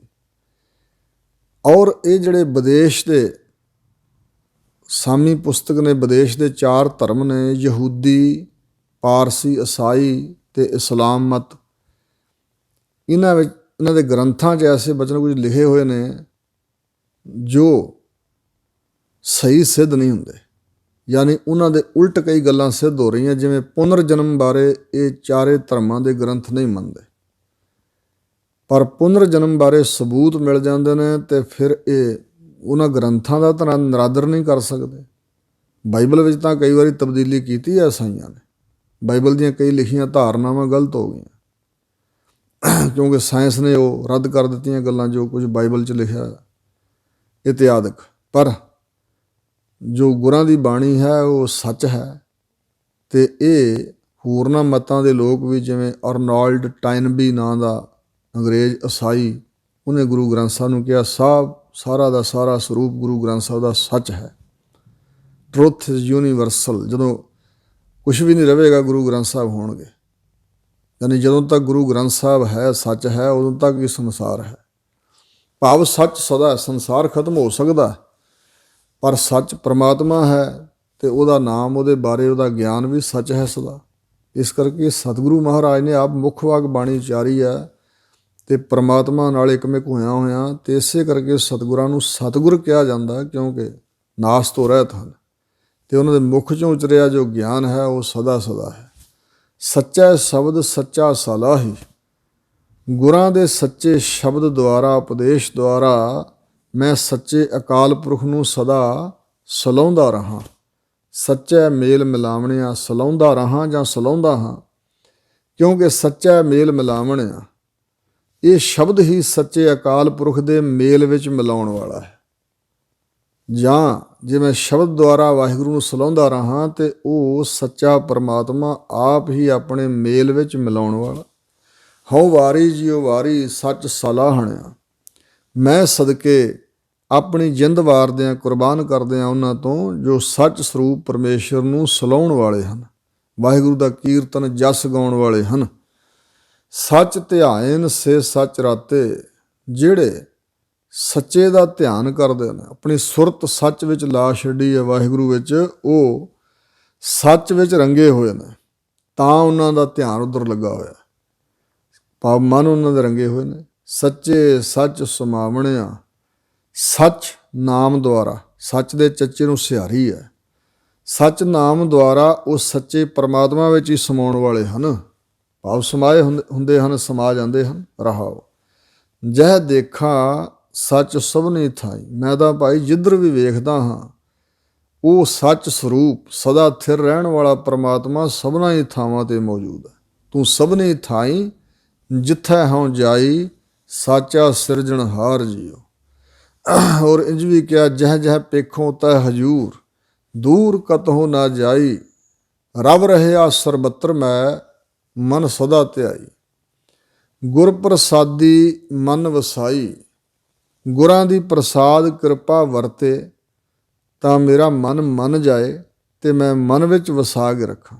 ਜਾਂ ਗੁਰੂ ਦੀ ਪ੍ਰਸਾਦ ਕਿਰਪਾ ਹੈ ਮੇਰੇ 'ਤੇ, ਸਤਿਗੁਰੂ ਕਹਿ ਰਹੇ ਨੇ, ਤੇ ਗੁਰੂ ਦੀ ਕਿਰਪਾ ਨਾਲ ਮੈਂ ਮੰਨ ਲਿਆ ਹੈ ਤੇ ਮਨ 'ਚ ਵਸਾ ਕੇ ਰੱਖਿਆ ਹੈ। ਤਨ ਸੱਚਾ ਰਸਨਾ ਸੱਚ ਰਾਤੀ, ਤਨ ਮਾਤਰ ਇੰਦਰੇ ਜੋ ਹਨ ਇਹ ਵੀ ਸੱਚ ਦੇ ਧਾਰਨੀ ਬਣ ਗਏ। ਤਨ ਸੱਚਾ ਹੋ ਗਿਆ, ਭਾਵ ਅਡੋਲ ਹੋ ਗਿਆ, ਇੰਦਰੇ ਅਡੋਲ ਹੋ ਗਏ। ਰਸਨਾ ਸੱਚ ਰਾਤੀ, ਰਸਨਾ ਜੀਭਾ ਵੀ ਸੱਚ ਸਰੂਪ ਪਰਮੇਸ਼ਰ ਦੇ ਸੱਚੇ ਨਾਮ ਵਿੱਚ ਹੀ ਰਾਤੀ ਰੰਗੀ ਹੋਈ ਹੈ। ਇਹਨੂੰ ਵੀ ਨਾਮ ਤੋਂ ਬਗੈਰ ਹੋਰ ਕੁਛ ਬੋਲਣਾ ਚੰਗਾ ਨਹੀਂ ਲੱਗਦਾ। ਸੱਚ ਸੁਣ ਆਖ ਵਖਾਨਣਿਆ, ਸੱਚ ਸਰੂਪ ਪਰਮੇਸ਼ਰ ਦੇ ਸੱਚ ਨਾਮ ਨੂੰ ਸੁਣ ਸੁਣ ਕੇ ਤੇ ਜ਼ਬਾਨ ਤੋਂ ਆਖ ਕੇ ਵਖਾਨਣਿਆ ਬੋਲਣ ਲੱਗ ਪਏ ਹਾਂ। ਸੱਚ ਸੁਣਦੇ ਹਾਂ, ਸੱਚ ਹੀ ਆਖਦੇ ਬੋਲਦੇ, ਹੋਰਨਾਂ ਨੂੰ ਵਖਾਣਿਆ ਕਥਨ ਕਰਦੇ, ਵਖਾਨਣਿਆ ਕਥਨ ਕਰਕੇ ਸੁਣਾਉਂਦੇ। ਮਨਸਾ ਮਾਰ ਸੱਚ ਸੁਮਾਣੀ, ਮਨਸਾ ਦਾ ਅਰਥ ਹੈ ਵਾਸ਼ਨਾ, ਕਾਮਨਾ। ਮਨਸਾ ਮਾਰ ਕੇ ਜਾਂ ਮਨ ਨੂੰ ਮਾਰ ਕੇ ਜਿਨ੍ਹਾਂ ਨੇ ਮਨਸਾ, ਵਾਸ਼ਨਾ, ਕਾਮਨਾ ਸੱਚ ਦੇ ਵਿੱਚ ਹੀ ਸਮਾ ਗਈ ਹੈ, ਜਿਨ੍ਹਾਂ ਦੀ ਮਨਸਾ ਮਰ ਗਈ। ਮਨਸਾ ਮਰੀ ਕੀ ਹੈ? ਵਾਸ਼ਨਾ, ਇੱਛਾ, ਕਾਮਨਾ ਮਰੀ ਕੀ? ਮਨ ਦੇ ਅੰਦਰ ਵਾਸ਼ਨਾ ਨਹੀਂ ਰਹੀ, ਮਨ ਮਰ ਗਿਆ ਤੇ ਮਨ ਨੂੰ ਮਨਸਾ ਜਿਹੜੀ ਹੈ ਉਹ ਸੱਚ ਸਰੂਪ ਪਰਮਾਤਮਾ ਵਿੱਚ ਲੀਨ ਹੋ ਗਈ। ਨਾਮ ਤੋਂ ਬਗੈਰ, ਪਰਮਾਤਮਾ ਤੋਂ ਬਗੈਰ ਹੋਰ ਕੋਈ ਕਾਮਨਾ ਨਹੀਂ ਰਹੀ। ਇਨ ਮਨ ਡੀਠੀ ਸਭ ਆਵਣ ਜਾਣੀ, ਇਸ ਮਨ ਨੇ, ਜਿਹੜਾ ਇਹੋ ਜਿਹਾ ਵਿਅਕਤੀ ਹੈ ਨਾ ਜਿਹਦੀ ਮਨਸਾ ਇੱਛਾ ਮਰ ਗਈ, ਉਸਨੇ ਮਨ ਦੇ ਅੰਦਰ ਸਾਰੀ ਸ੍ਰਿਸ਼ਟੀ ਨੂੰ ਇਸ ਨਜ਼ਰ ਨਾਲ ਡੀਠੀ, ਸ੍ਰਿਸ਼ਟੀ ਵੇਖੀ ਹੈ ਕਿ ਸਭ ਆਵਣ ਜਾਣੀ। ਇਹ ਆਵਣ ਜਾਣਾ ਇੱਕ ਖੇਲ ਹੈ ਪਰਮਾਤਮਾ ਦਾ, ਆਵਣ ਜਾਣ ਇੱਕ ਖੇਲ ਰਚਾਇਆ। ਇਸ ਪ੍ਰਕਾਰ ਇਹਨੇ ਸਾਰੀ ਸ੍ਰਿਸ਼ਟੀ ਇਸ ਮਨ ਦੇ ਅੰਦਰ ਵੇਖੀ ਹੈ ਆਉਣ ਜਾਣ ਵਾਲੀ। ਸਤਿਗੁਰ ਸੇਵੇ ਸਦਾ ਮਨ ਨੇਚਲ, ਜੋ ਸਤਿਗੁਰੂ ਨੂੰ ਸੇਵਦੇ ਸਿਮਰਦੇ ਹਨ ਉਹਨਾਂ ਦਾ ਮਨ ਨੇਚਲ, ਅਚਲ, ਅਡੋਲ ਹੋ ਜਾਂਦਾ ਹੈ। ਨਿਜ ਘਰ ਵਾਸਾ ਪਾਵਣਿਆ, ਉਹ ਆਪਣੇ ਨਿਜ ਘਰ, ਸਰੂਪ ਰੂਪੀ ਘਰ ਵਿੱਚ ਵਾਸਾ ਪ੍ਰਾਪਤ ਕਰਦੇ ਹਨ, ਭਾਵ ਵਾਹਿਗੁਰੂ ਦੇ ਚਰਨਾਂ ਵਿੱਚ ਵਾਸਾ ਪ੍ਰਾਪਤ ਕਰਦੇ ਹਨ। ਗੁਰ ਕੈ ਸ਼ਬਦ ਹਿਰਦੈ ਦਿਖਾਇਆ, ਜੋ ਵੀ ਗੁਰੂ ਦੇ ਸ਼ਬਦ ਵਿੱਚ ਜੁੜਿਆ ਹੈ, ਗੁਰੂ ਦੇ ਸ਼ਬਦ ਜੁੜਨ ਕਰਕੇ ਵਾਹਿਗੁਰੂ ਨੇ ਉਹਨੂੰ ਆਪਣਾ ਸਰੂਪ ਉਹਦੇ ਹਿਰਦੇ ਵਿੱਚ ਹੀ ਵਿਖਾ ਦਿੱਤਾ ਹੈ, ਅਨੁਭਵੀ ਗਿਆਨ ਬਖਸ਼ ਦਿੱਤਾ ਹੈ। ਮਾਇਆ ਮੋਹ ਸ਼ਬਦ ਜਲਾਇਆ, ਉਸ ਗੁਰਮੁਖ ਨੇ ਗੁਰੂ ਦੇ ਸ਼ਬਦ ਦੁਆਰਾ ਆਪਣੇ ਮਨ ਅੰਦਰੋਂ ਮਾਇਆ ਦਾ ਮੋਹ, ਚਾਹੇ ਸਰੀਰਾਂ ਦਾ ਹੈ ਚਾਹੇ ਪਦਾਰਥਾਂ ਦਾ, ਜੋ ਦ੍ਰਿਸ਼ਮਾਨ ਪ੍ਰਪੰਚ ਵਿੱਚ ਮੋਹ ਹੈ, ਮਾਇਆ ਦਾ ਮੋਹ ਹੀ ਹੈ। ਇਹ ਗੁਰੂ ਦੇ ਸ਼ਬਦ ਰਾਹੀਂ ਸਾੜ ਦਿੱਤਾ ਹੈ। ਸੱਚੋ ਸੱਚਾ ਵੇਖ ਸਲਾਹੀ, ਸੱਚ ਸਰੂਪ ਪ੍ਰਮਾਤਮਾ ਨੂੰ ਵੇਖ ਕੇ ਉਸ ਸੱਚੇ ਨੂੰ ਹੀ ਸਲਾਹੁੰਦੇ ਹਨ। ਗੁਰ ਸ਼ਬਦੀ ਸੱਚ ਪਾਵਣਿਆ, ਤੇ ਗੁਰੂ ਦੇ ਸ਼ਬਦ ਉਪਦੇਸ਼, ਗੁਰੂ ਕੀ ਬਾਣੀ ਦੁਆਰਾ ਉਹਨਾਂ ਨੇ ਸੱਚ ਨੂੰ ਪ੍ਰਾਪਤ ਕਰ ਲਿਆ ਹੈ। ਸੱਚ ਹੈ ਵਾਹਿਗੁਰੂ ਦਾ ਨਾਮ, ਵਾਹਿਗੁਰੂ ਦਾ ਗਿਆਨ। ਜੋ ਸੱਚ ਰਾਤੇ ਤਿਨ ਸੱਚੀ ਲਿਵ ਲਾਗੀ। ਜੋ ਸੱਚ ਸਰੂਪ ਪਰਮਾਤਮਾ ਵਿੱਚ ਮਨ ਕਰਕੇ ਰੱਤੇ ਰੰਗੇ ਗਏ ਨੇ, ਉਹਨਾਂ ਦੀ ਲਿਵ ਤੇਲ ਦੀ ਧਾਰਾਵਤ ਬਿਰਤੀ ਪਰਮਾਤਮਾ ਵਿੱਚ ਹੀ ਲੱਗੀ ਰਹਿੰਦੀ ਹੈ, ਹੋਰ ਪਾਸੇ ਨਹੀਂ ਖਿਆਲ ਜਾਂਦੇ ਮਨ ਦੇ। ਜਿਵੇਂ ਸੰਤ ਬਿਸ਼ਨ ਸਿੰਘ ਮੁਰਾਲੇ ਵਾਲੇ, ਉਹ ਸਿਮਰਨ ਜਦੋਂ ਕਰਦੇ ਸੀ ਤੇ 2 ਮੁੱਠ ਚਣਿਆਂ ਦੀ ਲੈ ਕੇ ਤੇ ਗੜਵਾ ਪਾਣੀ ਦਾ ਜਲ ਦਾ ਰੱਖ ਕੇ ਕੋਲ ਬਹਿ ਜਾਂਦੇ ਸੀ ਸਿਮਰਨ ਵਿੱਚ ਜੁੜੇ ਹੋਏ, ਤੇ ਸਾਰੇ ਦਿਨ ਵਿੱਚ ਉਹ 2 ਮੁੱਠ ਛੋਲੇ ਹੀ ਛਕਦੇ ਸਨ, ਚਣੇ ਹੀ ਛਕਦੇ ਸੀ ਜਾਂ ਜਲ ਪੀਂਦੇ ਸਨ। ਤੇ ਇੱਕ ਵਾਰੀ ਜਲ ਛਕਣ ਲੱਗੇ ਤੇ ਹੱਥ ਵੱਜ ਗਿਆ, ਗੜਵਾ ਮੂਧਾ ਹੋ ਗਿਆ, ਡੁੱਲ ਗਿਆ ਜਲ। ਤੇ ਆਪਣੇ ਮਨ ਨੂੰ ਕਹਿਣ ਲੱਗ ਪਏ, ਮਨਾ ਅਜੇ ਵੀ ਫੁਰਨੇ ਕਰਦਾ, ਅਜੇ ਮਰਿਆ ਨਹੀਂ, ਅਜੇ ਵੀ ਤੈਨੂੰ ਪਿਆਸ ਲੱਗਦੀ ਆ, ਲੈ ਤੂੰ ਫੁਰਨਾ ਕੀਤਾ ਤੇ ਪਾਣੀ ਵੀ ਡੁੱਲ ਗਿਆ, ਹੁਣ ਪੀ ਲੈ ਪਾਣੀ, ਹੁਣ ਤੈਨੂੰ ਪਾਣੀ ਨਹੀਂ ਮਿਲੇਗਾ। ਤੇ ਇਸ ਤਰ੍ਹਾਂ ਵਾਹਿਗੁਰੂ ਦਾ ਸਿਮਰਨ ਕਰਨ ਜੁੜੇ ਰਹੇ। ਸੰਤ ਸੁੰਦਰ ਸਿੰਘ ਖਾਲਸਾ ਜੀ ਨੇ ਵੇਖ ਲਿਆ ਵੀ ਉਹਨਾਂ ਦਾ ਗੜਵਾ ਡੁੱਲਿਆ ਜਲ ਦਾ, ਉਹ ਗੜਵਾ ਲੈ ਕੇ ਗਏ, ਮਾਂਜ ਕੇ ਜਲ ਭਰ ਕੇ ਲਿਆਂਦਾ, ਅੱਗੇ ਖਲੋ ਗਏ, ਕਹਿਣ ਲੱਗੇ ਮਹਾਂਪੁਰਸ਼ੋ ਤੁਹਾਨੂੰ ਪਿਆਸ ਲੱਗੀ ਹੈ, ਜਲ ਛਕ ਲਓ। ਸੋ ਇਸ ਪ੍ਰਕਾਰ ਗੁਰਮੁਖ ਜੋ ਹਨ ਬੰਦਗੀ ਵਾਲੇ, ਜਿਨ੍ਹਾਂ ਨੂੰ ਨਾਮ ਵਿੱਚੋਂ ਕੋਈ ਰਸ ਆਇਆ ਹੈ, ਸੋ ਉਹਨਾਂ ਦੀ ਸਦਾ ਲਿਵ ਲੱਗੀ ਹੈ ਵਾਹਿਗੁਰੂ ਦੇ ਨਾਮ ਨਾਲ। ਹਰ ਨਾਮ ਸਮਲ ਹੈ ਸੇ ਵਡਭਾਗੀ। ਜਿਹੜੇ ਵਾਹਿਗੁਰੂ ਦੇ ਨਾਮ ਦੀ ਯਾਦ ਵਿੱਚ ਜੁੜੇ ਰਹਿੰਦੇ ਨੇ, ਨਾਮ ਨੂੰ ਚੇਤੇ ਕਰਦੇ ਨੇ, ਸੰਭਾਲਦੇ ਨੇ, ਸਿਮਰਨ ਕਰਦੇ ਨੇ, ਸੇ ਉਹ ਵਡਭਾਗੀ, ਵੱਡਿਆਂ ਭਾਗਾਂ ਵਾਲੇ। ਸਭ ਤੋਂ ਵੱਡੇ ਭਾਗ ਉਹਨਾਂ ਦੇ ਜਿਨ੍ਹਾਂ ਦਾ ਚਿੱਤ ਵਾਹਿਗੁਰੂ ਦੇ ਨਾਮ ਨਾਲ ਜੁੜ ਜੇ। ਇਹਨੂੰ ਵੱਡੇ ਭਾਗ ਨਹੀਂ ਹੋ ਸਕਦੇ। ਸਾਡੀ ਦ੍ਰਿਸ਼ਟੀ ਵਿੱਚ ਵਡਭਾਗੀ ਉਹ ਹੈ ਜਿਹਦੇ ਕੋਲ ਗੱਡੀਆਂ, ਸਵਾਰੀਆਂ, ਪੈਸਾ, ਧੇਲਾ, ਖਜ਼ਾਨਾ, ਰਾਜਨੀਤਿਕ ਸੱਤਾ, ਇਹ ਚੀਜ਼ਾਂ ਜਿਹੜੋਂ ਵਡਭਾਗੀ ਸਮਝਿਆ ਜਾਂਦਾ। ਪਰ ਹਜ਼ੂਰ ਕਹਿੰਦੇ ਨਹੀਂ, ਵਡਭਾਗੀ ਤੇ ਜਨ ਕਉ ਜਾਨੋ, ਜੋ ਹਰ ਕੇ ਗੁਣ ਗਾਵੈ। ਇੱਥੇ ਵੀ ਬਚਨ ਨਾ ਹਰ ਨਾਮ ਸਮਲ ਹੈ ਸੇ ਵਡਭਾਗੀ, ਉਹੀ ਵਡਭਾਗੀ ਹਨ। ਸੱਚਾ ਸ਼ਬਦ ਆਪ ਮਿਲਾਏ, ਵਾਹਿਗੁਰੂ ਨੇ ਆਪ ਬਖਸ਼ਿਸ਼ ਕੀਤੀ ਹੈ, ਗੁਰੂ ਨਾਲ ਮਿਲਾਪ ਕਰਾਇਆ, ਗੁਰੂ ਦੇ ਸੱਚੇ ਸ਼ਬਦ ਉਪਦੇਸ਼ ਦੁਆਰਾ ਫਿਰ ਆਪ ਉਹਨਾਂ ਨੂੰ ਮਿਲਾਇਆ ਆਪਣੇ ਵਿੱਚ, ਅਭੇਦਤਾ ਬਖਸ਼ੀ। ਸਤ ਸੰਗਤ ਸੱਚ ਗੁਣ ਗਾਵਣਿਆ, ਪਰ ਉਹ ਐਸੇ ਹਨ ਕਿ ਹਮੇਸ਼ਾ ਜਦੋਂ ਤੱਕ ਸਰੀਰ ਬਣਿਆ ਹੋਇਆ, ਸਤ ਅਸਤ ਦੀ ਜਿੱਥੇ ਵਿਚਾਰ ਹੁੰਦੀ ਹੈ, ਉਹ ਸਤ ਸੰਗਤ ਵਿੱਚ ਮਿਲ ਕੇ ਸੱਚ ਸਰੂਪ ਪਰਮਾਤਮਾ ਦੇ ਗੁਣ ਗਾਉਂਦੇ ਰਹਿੰਦੇ ਹਨ।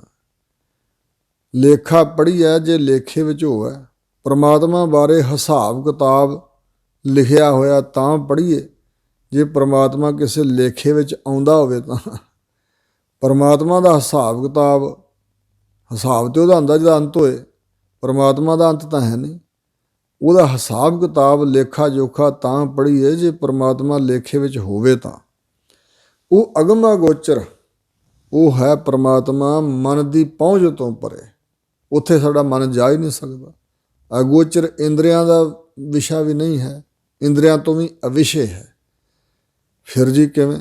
ਸ਼ਬਦ ਸੁੱਧ ਹੋ ਗਿਆ। ਹਜ਼ੂਰ ਕਹਿੰਦੇ ਗੁਰੂ ਦੇ ਸ਼ਬਦ ਰਾਹੀਂ, ਨਾਮ ਰਾਹੀਂ, ਗੁਰੂ ਦੇ ਬਖਸ਼ੇ ਗੁਰਮੰਤਰ ਰਾਹੀਂ ਉਹਦੀ ਸੁੱਧ ਗਿਆਤ ਹੁੰਦੀ। ਗਿਆਤ ਇਹ ਹੁੰਦੀ ਹੈ ਕਿ ਬੇਅੰਤ, ਇਹ ਨਹੀਂ ਗਿਆਤ ਹੋ ਜਾਂਦੀ ਕਿ ਪ੍ਰਮਾਤਮਾ ਐਡਾ ਕੁ ਵੱਡਾ ਸੀ ਜਾਣ ਲਿਆ, ਨਹੀਂ।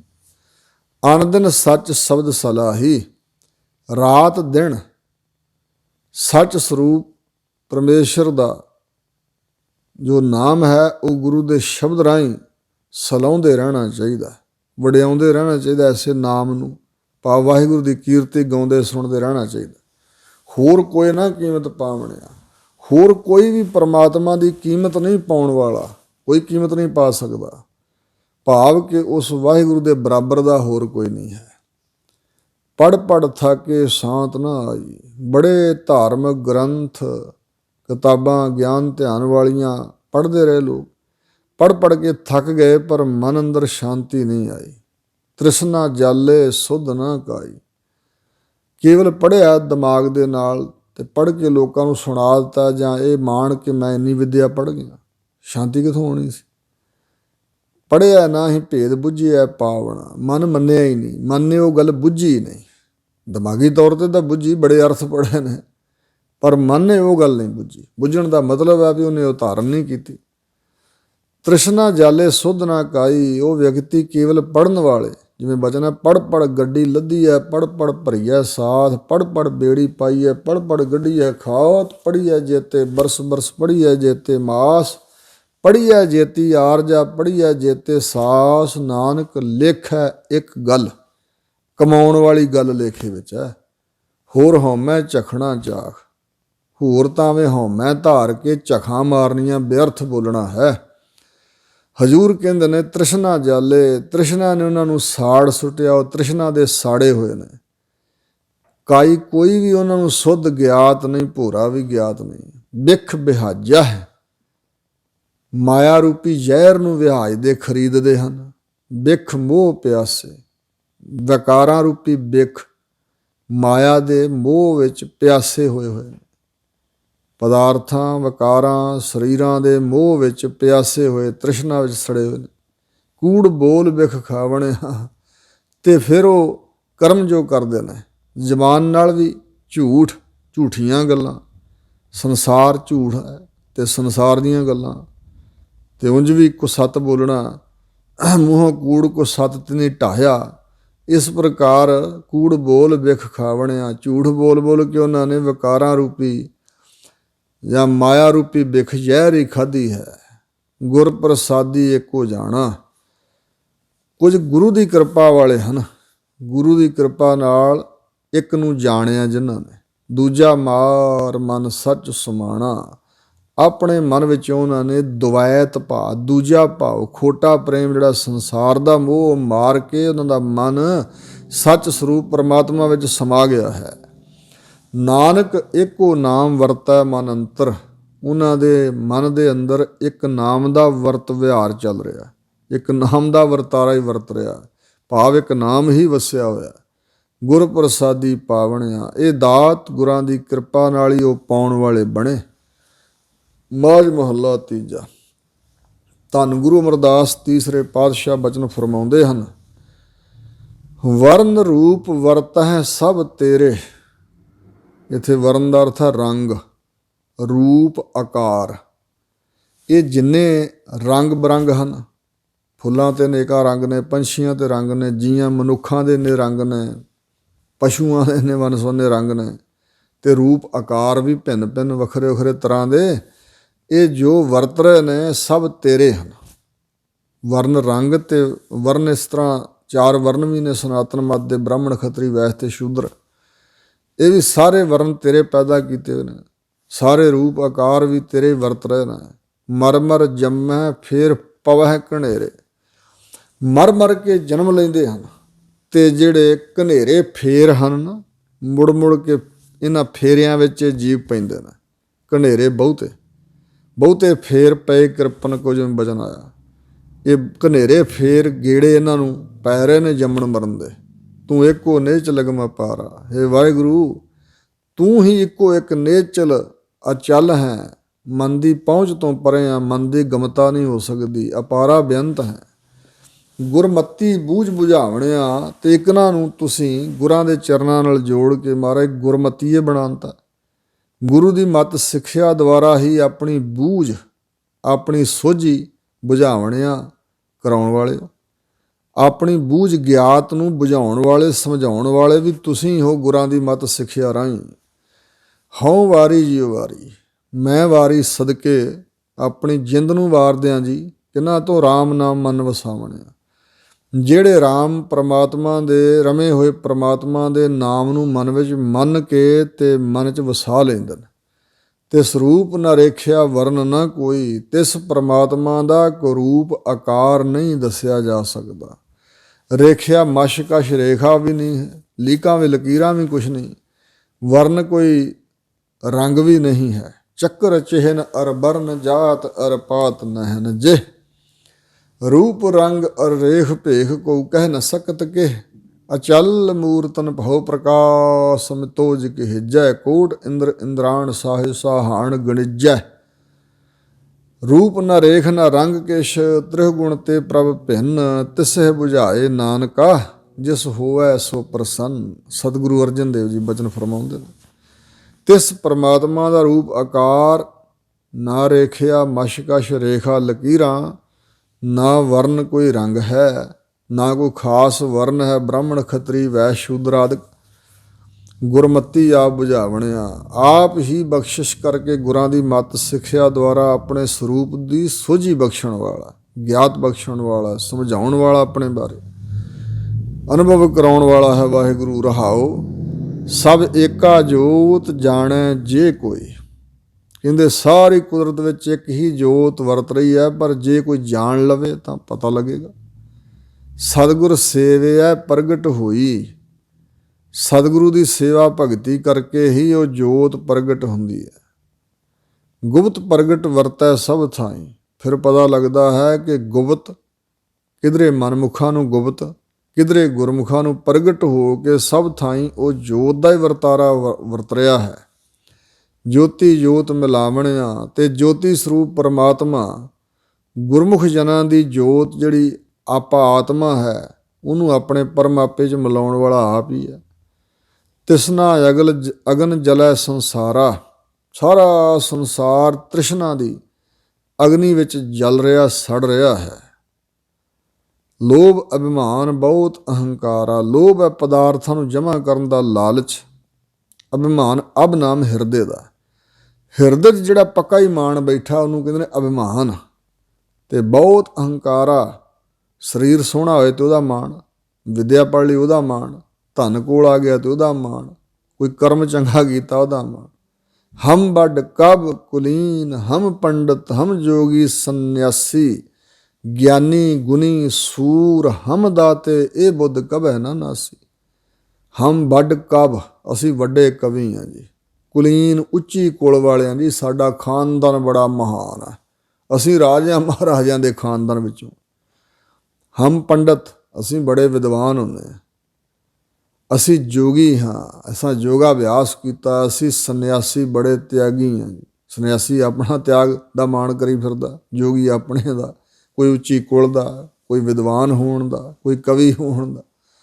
ਅਸੀਂ ਗਿਆਨਵਾਨ ਗਿਆਨੀ ਹਾਂ, ਅਸੀਂ ਬੜੇ ਗੁਣੀ ਜਨ ਹਾਂ, ਅਸੀਂ ਸੂਰਮੇ ਹਾਂ, ਕੋਈ ਕਹਿੰਦਾ ਅਸੀਂ ਦਾਤੇ ਹਾਂ। ਇਹ ਮਨ ਵਿੱਚੋਂ ਬੁੱਧ ਕਦੇ ਨਾਸ ਨਹੀਂ ਹੋਈ। ਇਸ ਤਰ੍ਹਾਂ ਦੀ ਹਾਲਤ ਹੈ, ਇਹੀ ਵਿਛੋੜਾ ਪਿਆ ਹੋਇਆ। ਬਹੁਤ ਜ਼ਿਆਦਾ ਅਹੰਕਾਰ ਜੀਵ ਕਰਦਾ ਹੂੰ, ਬਿਰਤੀ ਧਾਰਨ ਕਰਦਾ ਬਾਹਰੋਂ ਵੀ। ਮਰ ਮਰ ਜਨਮੈ ਪਤ ਗਵਾਏ ਆਪਣੀ, ਮਰ ਮਰ ਕੇ ਜਨਮ ਲੈਂਦਾ ਤੇ ਇੰਜ ਆਪਣੀ ਪੱਤ ਜਿਹੜੀ ਇਹ ਗਵਾ ਲੈਂਦਾ। ਇੱਜ਼ਤ ਨਹੀਂ ਕੋਈ ਰਹਿ ਜਾਂਦੀ।